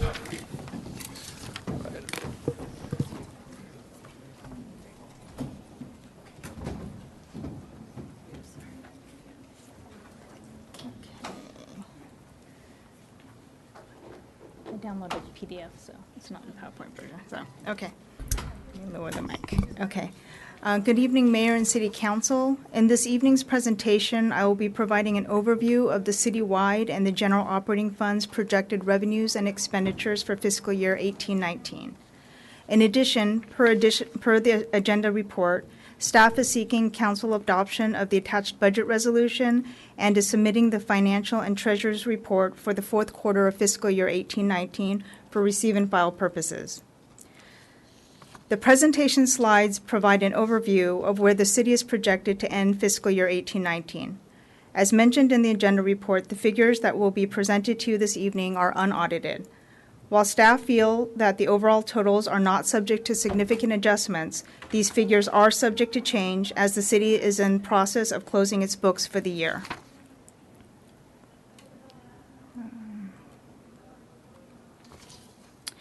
Slide 2 shows budget to projected actuals for all city funds, which enables us to measure the overall health of the city. Citywide revenues are projected to be about $14.2 million less than budgeted, primarily due to the timing of receipt of capital grant funds. The reason for the timing differential is that many grant funds are received on an expenditure reimbursement basis. Citywide expenditures are projected to be about $88 million less than budgeted, primarily due to the timing of capital projects. Slides 3 and 4 show budget to projected actuals for all the general operating funds of the city, which include the general fund, the library fund, and the Parks and Recreation Fund. The general operating funds provide a measurement of the immediate financial health of the city. In other words, it helps us gauge whether the city has the short-term financial resources to provide Fullerton residents, businesses, and visitors with basic public services. The general operating fund revenues are projected to exceed budget by about $5.9 million. This increase is primarily due to the sale of underground utility credits for $2.4 million and due to higher than anticipated sales tax revenue. It is important to note that some of the unanticipated increase in sales tax revenue is due to some collection timing adjustments, as well as issues with the implementation of the state's new sales tax reporting system. General operating fund expenditures are projected to come in under budget by about $1.7 million. The measures the city has enacted to keep positions vacant and scrutinize additional hiring are reflected in this figure. Slide 5 shows the primary revenue sources for general operating funds. Property tax, which remains stable in fiscal year 1819, is projected at about $44.1 million. Property tax is clearly the largest revenue source for the city. Sales tax is the city's second largest revenue source, and as mentioned earlier, is projected to come in about $1.7 million higher than anticipated. The greatest component of other taxes is a 10% transient transient occupancy tax assessed on hotel guests based on the rent charged by local hotel operators. Charges for services are revenues collected to offset the cost of the service provided. Charges for services are projected to come in about $1 million less than budgeted. Franchise fees are projected to come in as budgeted at about $4.5 million.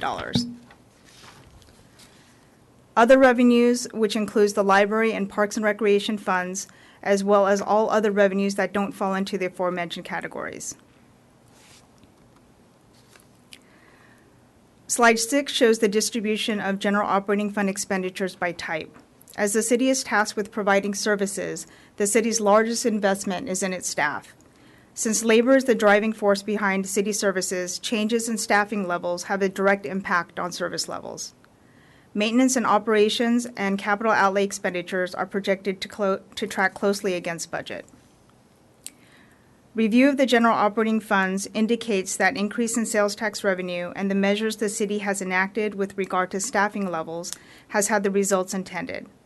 City is projected to have a fund balance that can achieve a goal of about a 10% fund balance reservation, less any use of such fund balance for one-time needs while still growing the reserve to that desired goal.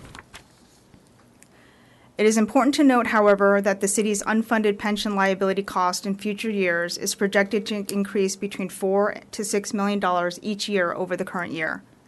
Additionally, based on the third quarter financial report, an additional $6 million in additional street costs is needed on an annual basis to maintain the city's current pavement construction index. The gains the city has made with cost reductions is tempered by these future ongoing costs. As mentioned earlier, the city will shortly begin its financial audit and financial statement preparation. Staff will present the fiscal year 18-19 comprehensive annual financial report in December. Included in the agenda report is a resolution approving proposed amendments to the fiscal year 18-19 annual budget and the fourth quarter treasurer's report. It is recommended that City Council adopt resolution approving proposed amendments to the fiscal year 18-19 annual budget and receive and file the fourth quarter treasurer's report. This concludes the presentation, and staff are available for any questions. Any questions? Mr. Whitaker? Yes, I thought it was good news when you talked about sales tax coming in stronger, but I'm a little perplexed at the softness of property taxes. We're pretty much built in to receive the full escalation, at least 2% a year from the assessor's office, right? And it seems to me in recent years that we've certainly had new developments which should have been lifting the assessed value. Third factor is that once debt is fully retired from redevelopment agencies, there should be more money streaming this way too. Can you explain? I'm just shocked that it's almost the same as last year, at least our projection. The actuals for fiscal year 17-18, property taxes came in at about $42 million, and we're projected to end this current fiscal year at about 44.1. So it is slightly higher than the prior year, but in terms of doing some additional analysis, I would require some additional time. Okay, so the number I'm looking at here was budget versus actual this year, but you're saying now the growth would be then about how much? Probably about a little less than $2 million. As a percentage? I don't have a calculator. Close to 5% for something, right? Yeah. Okay. Thank you. Any other questions? All right. Seeing none, we'll take it out to public comments. Seeing no public comments, we'll bring it back to council. I move the recommendation. No, second. Second, all right. And there's been a motion and a second. Any other comments? I would just say, Ms. Chang, great job on your first city council presentation here in Yes. Fullerton. Great job, succinct to the point. All right, there's been a motion and a second. All in favor? Aye. Aye. All opposed? There it goes, 5-0. All right, thank you very much. And that. Do I have anything to apologize? No, that concludes. Well, we did not remove any items from the consent calendar, so that concludes our meeting. Thank you for those of you that stuck around, and we'll see you in 2 weeks. Only 12 minutes past.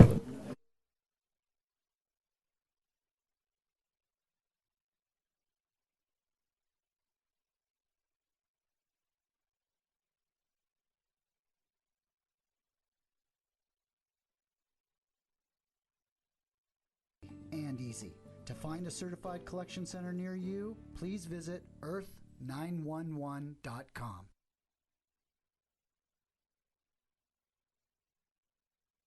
Acaba de terminar su cambio de aceite, pero no ha terminado. No tire el aceite usado en los contenedores de basura. Es peligroso y debe ser reciclado. La mayoría de las tiendas de autopartes son centros de acopio certificados. Para asegurarse que un negocio acepta aceite usado, busque este símbolo. La mayoría de las tiendas también aceptarán sus filtros de aceite usados. Reciclar el aceite usado siempre es gratis y fácil. Para encontrar un centro de acopio certificado cerca a usted, por favor visite earth911.com.